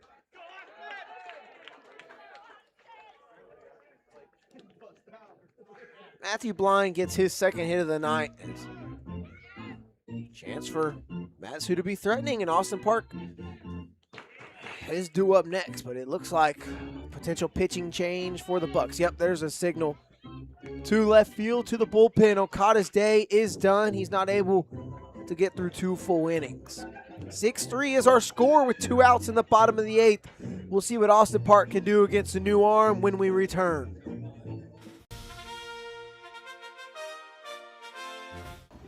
Who on the team would you not let date your sister? Jackson Baker. I'm not letting Connor Mundy anywhere near my sister. I would not let Jace date my sister. I wouldn't let Spooner.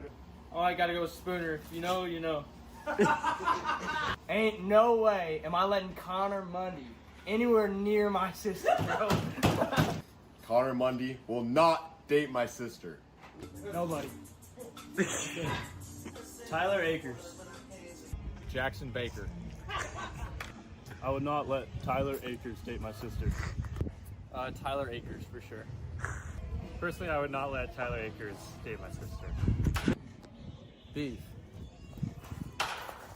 Definitely Tyler Akers. I would not let Connor Mundy date my sister. Tyler Akers. Jonathan Anders. Colin Aloisio. Spooner. Declan Spooner. Jace. I would not let Cooper Grace date my sister. I would not let Brady Clark date my sister. Spencer Henson. No way. Declan Spooner. I'd like to date Spooner's sister.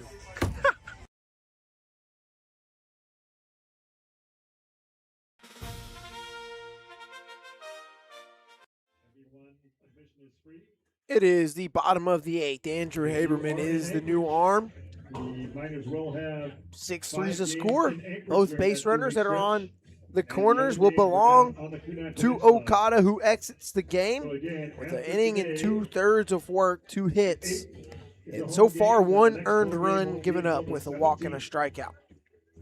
Haberman, the sophomore right-hander, stands 6'6", from Santa Clara University, Westlake Village, California. It's a big boy, 6'6". You're not height mocking my Colin Roos, though. Returning to the batter's box for your Miners. They definitely lied. He's Shortstop, number 11, Austin Hart. probably only like 6'4", I would guess. Wink, wink. Yeah, just like I'm 5'9". It's a 2-hole hitter, Austin Park. He's reached base 4 times tonight, 3 singles. First pitch swinging. This pitch on the left side of the infield. It skips past Lanfear's glove. Godfrey will come home to score. Austin Park comes through 6-4. Bucs lead it, but the Miners add another run here in the 8th. That's absolutely huge. He attacks the first pitch he sees because Haberman's going to come in and want to live in the strike zone early on. So Park jumps on that first pitch, and luckily he's just out of reach of Lanfear. Give him 4 hits now. How about that? Unreal stuff from Austin Park. Doesn't matter if he's hitting leadoff, 2-hole. He's coming through. So Blind on second, Park on first. Jackson Babcock with 2 outs now. Sees strike 1 on the inner half from Haberman. So Millar got that single with an out, and with 2 outs, Godfrey able to walk and back-to-back RBI singles now. Good job from these Miners. They're looking better at fighting during innings with, guys on. There's a ball. Miners have started to string some hits together here. 3 in the inning. I know they didn't get too many guys on last night, but when they did, they came through in the 8th. Babcock, big swing and a miss. Just foul tip into the glove of Forbes, the catcher. Miners have 10 hits on the night now. Last time they had 3 hits in an inning was back in the 4th, where they only came up with 1 run. Already got 2 here in this bottom of the 8th. Swing and a miss. Haberman comes in and gets Babcock to strike out, but Austin Park does add a run as well as Matthew Blind. It's a 2-run ball game as we head to the 9th.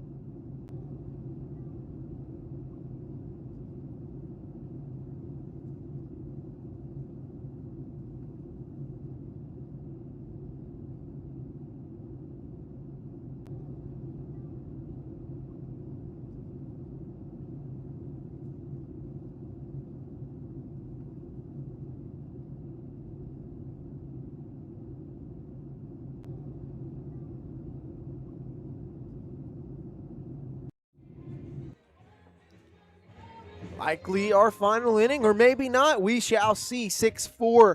Bucks lead the Miners at Hermon Brothers Field. New pitcher for Matt Sue. Relieving Zach Bowman is Jonathan Anders, the southpaw. 6 foot, 195 pounds. Hometown of Rosenberg, Texas originally. Came into the summer a Sam Houston State Bearcat, now a Texas State Bobcat. As of just a couple days ago, officially signed.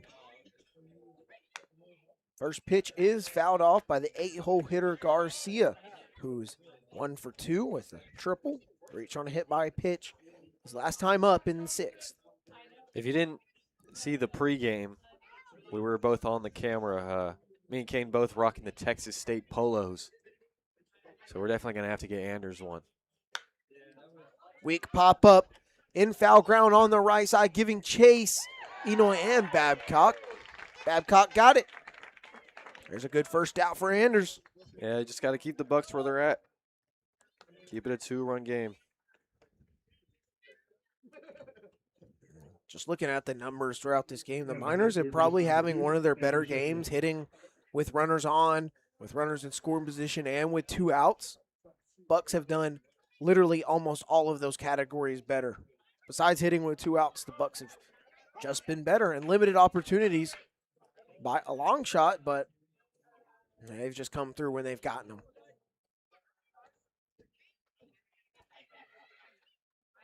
It's now Andrew Sheffield with 1 out in the inning.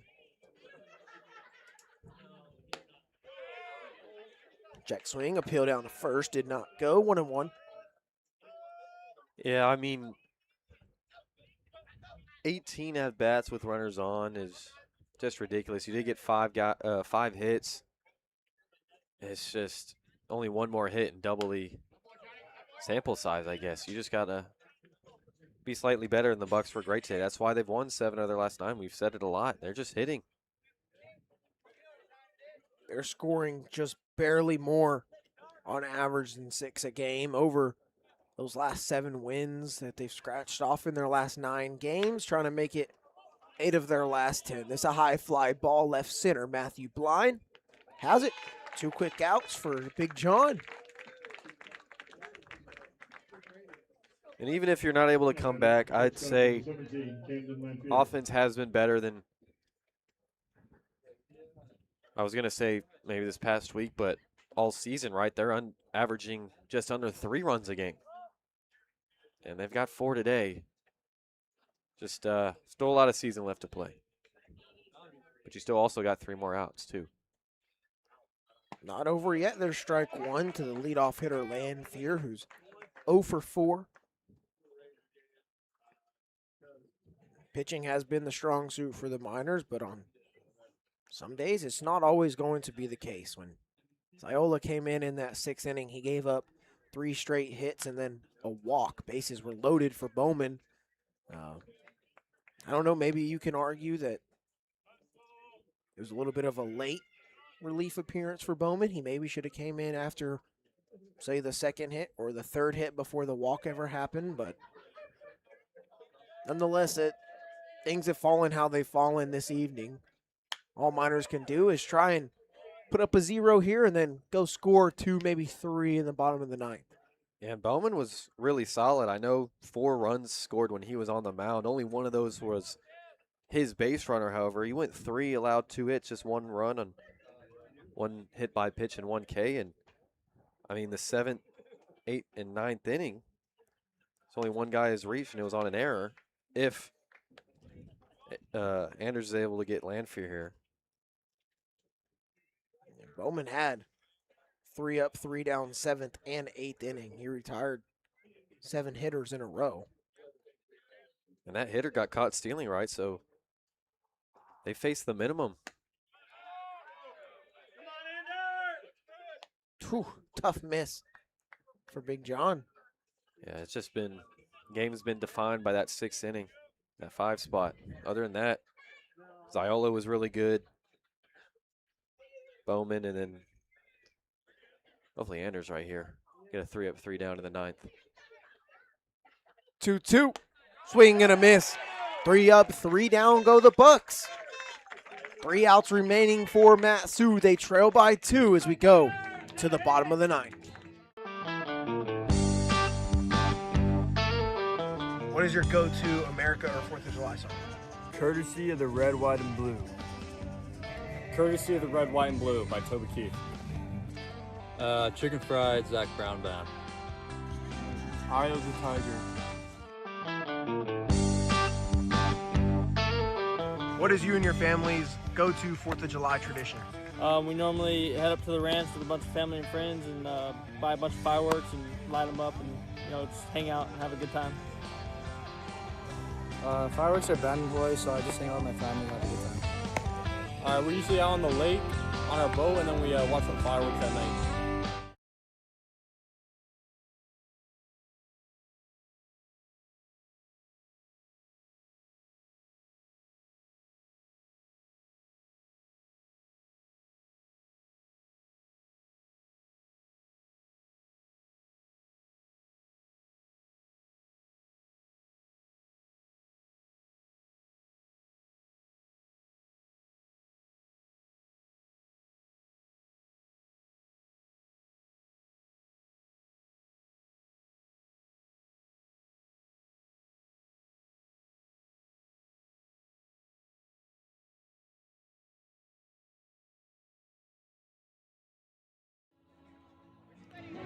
It's the bottom of the 9th.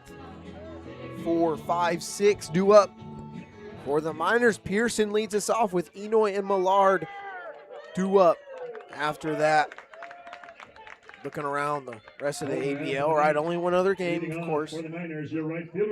Guess who's won 2 in a row now? The Anchorage Glacier Pilots. They beat the 2nd place Chinooks 3-2. So there's strike 1 from Haberman, back out for his first full inning of work. He came in relief and allowed an RBI single and then got the strikeout to end that 8th inning threat by the Miners. Pearson's going to get 1 through.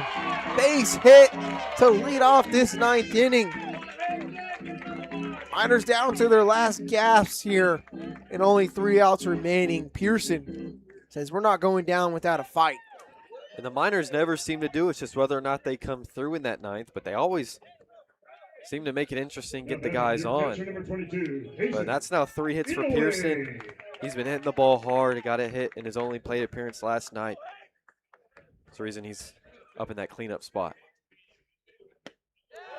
Enoy looks at strike 1. He thought about it. Enoy, too, another guy who's just putting wood on ball, right? Single, hit by pitch in his last AB in the 7th. I mean, he smoked one to center field. Just got caught, found some leather. 0-2 to Enoy. I think that was a changeup from Haverman. That just looked good. Painted low and away. Gonna have to fight. 0-2 here.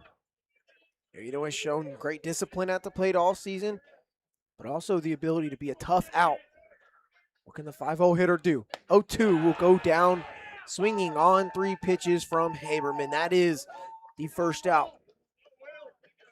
That's twice now Haverman has came back after a single up the middle just with a K, and every single pitch against Enoy right there was beautiful. Low first pitch strike, outside changeup, and then ran it upstairs. That was good. Now Will Millard, who led off that 8th inning, but he flew out. He's 0 for 4. He's hit 3 balls well into the sky tonight. There's ball 1. Leave it. Miners have done this a couple times this year already. Is in a comeback effort, they'll get the leadoff guy on and then do nothing else with it. They got to change that pattern here. 1-0 to Millard. It's a hard shot on the left side. It's a fair ball. Pearson's rounding second. He's headed towards third. Millard on his way to second. And with 1 out in the inning, runners will be on second and third. I think we have ourselves a rally in the valley. Let's go. Job's not done yet. You got to come through. That's the 3rd double for Millard, and he's been able to find the left field line 3 times now this year. That's always good, and they're bringing out that guy, tying run on second. Tyler Akers will pinch run for Will Millard over at second. Mention he's got 4.3 speed when it comes to the 40-yard dash. He's the fastest guy in the ABL. Argue with a wall. Canyon Millard digs in now. He singled and scored back in the 8th. He's 1 for 3 on the day. Also reached on a walk. Waves and misses at first offering from Haberman. I like the idea of being an aggressive. That one was probably in the zone all the way through until the end. But Millard isn't a guy to go out of the zone too much. Corners in for the Bucs with the tying run in scoring position represented by Tyler Akers. Spit on that thing. What a take.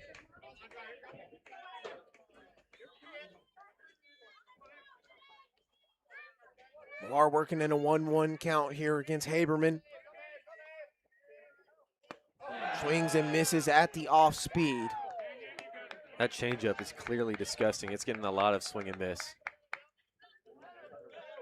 Now with 2 strikes, you likely do anything you can to just see ball, hit ball, especially if it's close. Miners struggled with this last night. They went down swinging for the 2 of the first 3 outs in the 9th inning. Haberman tried to go right back to that changeup too, just couldn't get around it. Last thing you want here is to go down swinging. It's been the talk to be intentional in these spots, not to go down swinging. You cannot have that happen. 2-2's the count to Millard. He's going to chop this one over to first. And it's going to be snagged by Smith. Pearson does not go, but Akers is almost all the way to third. They're going to try and back pick to third. Both runners do get back safely, and all's not perfectly well, but it could be a lot worse. Second and third with 2 outs. That was almost a disaster. Now it'll be a pinch hitter. Akers has to remember not everyone has his speed, right? So although he possibly could have scored on that chopper right back to first, Pearson is not going to. So got to watch the guy in front of you. An 0 for 4 Diesel Toth sees Declan Spooner pitch hitting here. Miners down to their last outs, but the tying run is on second. It's a swing and a miss on the changeup by Spooner. Spooner saw himself in the lineup yesterday. Starting, he had an 0 for 1 day, but he did reach twice on 2 hit by pitches.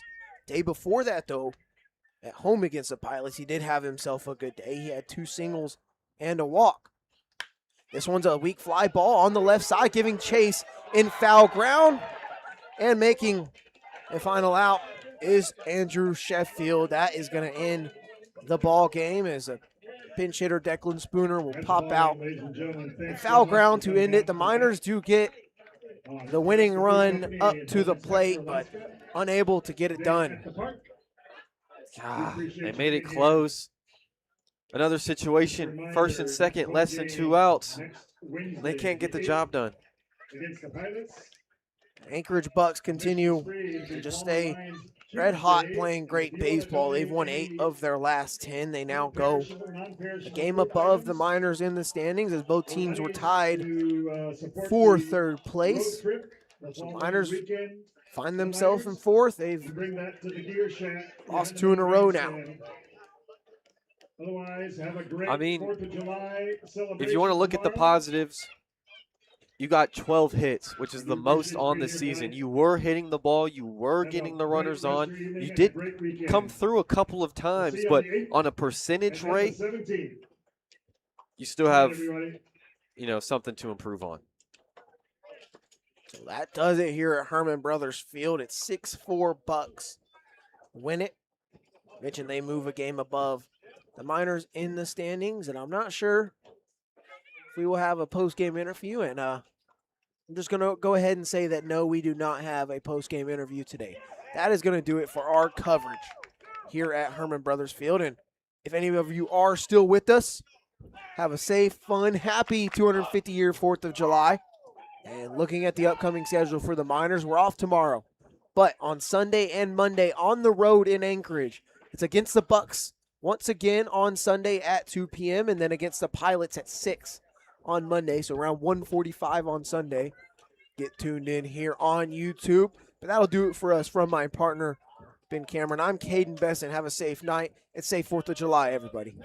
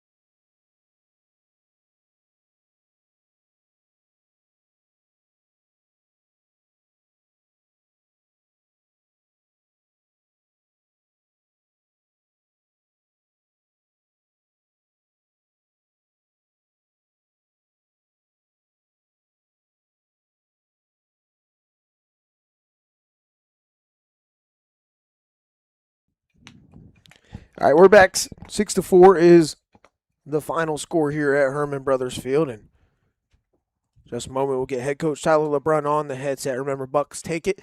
They've won 8 of their last 10 games. The Miners now fall into 4th place. And, Coach, this was a game where you guys seemed like you hit the ball a lot better, but the Bucs also just did it a lot better in some categories. Yeah, I mean, I thought today was a great step in the right direction offensively. We had a closed-door offensive meeting before the game and just talked about, it's not even a swing thought or a mechanical thing anymore. It's just you're going to war at the plate, and I thought we did a really good job today. Actually squandered a few chances, but again, it's a step in the right direction. It's the first time our pitching staff, I think, has given up more than 5 runs. And so you never want to lose. I hate losing probably more than anyone, but I can at least go home knowing that we gave our best effort at the plate, and we'll keep fine-tuning some stuff. But, yeah, step in the right direction. Yeah, and I want to focus on hitting-wise. Alexander Pearson, I imagine you gave a little bit more thought into who hit where and when today, and you maybe saw what Pearson did in batting practice. He had a good BP, and he had a good day at the plate, too. He had 3 singles, and he came around to score. Yeah, he looked good. I thought Austin Park looked really good at the plate as well. I think he had 3 or 4 hits. There's just, when you look in some guys' eyes, you can kind of tell they're ready to go to war. And that's the first time I think I've ever made a lineup after BP. Usually it's done the night before, but, man, stuff wasn't working. So I figured let's mix it up. And there was just something to those guys. I mean, it was good to see. I mean, you usually don't throw a left-handed bat in a 4-hole, but there was something about AP Pearson today that just kind of clicked for us and gut feeling, and it paid off. And then talk about Ziola's start overall as a whole. I mean, he was doing really good until the Bucs just pierced together 3 straight hits against him and then the walk. Yeah, I think he hit a wall. I think he was going into that 6th inning at 70 pitches, and he was dominant up until that point. And so probably my fault for not getting him out of there a little quicker, but I wanted to see if he could overcome it. And, he did a great job. He threw well enough for us to win a ball game. Again, I think we had 2nd and 3rd, no out, didn't score a run. And then that last inning, 2nd and 3rd with 1 out, you give yourself a really good look to either tie it or win a ball game. And we just didn't come through. But again, I'm happy with the changes we made today at the plate, and I think these guys are finally seeing, okay, we can swing it a little bit. And now you see, out of your next 5 games, you see the Bucs and the Pilots going to get even more familiar with them and the rest of Anchorage. What's the game plan of maybe just building on what you saw today? Yeah, I mean, they're both really good teams. There's no easy wins in this league, but the message to the team tonight is offensively, way to go. We put ourselves in really good positions. We took some really good swings. We hit the balls hard. We just got to keep building off that. We know our pitching staff is good. It's the best pitching staff in the league, and I don't think it's even close. And so we know our pitching staff is going to go out and put us in a spot to be successful. So if we can put those two together, I think we're in a good spot. All right, thank you so much, Coach, for joining us. 6-4 is the final score. Bucs take it over the Miners, and that does it all the way for myself, Kaden Bessent, and my partner, Ben Cameron. Have a safe, fun 4th of July. Celebrate 250 years and do it the right way. Have fun. We'll see you on Sunday at about 1:45 in Anchorage.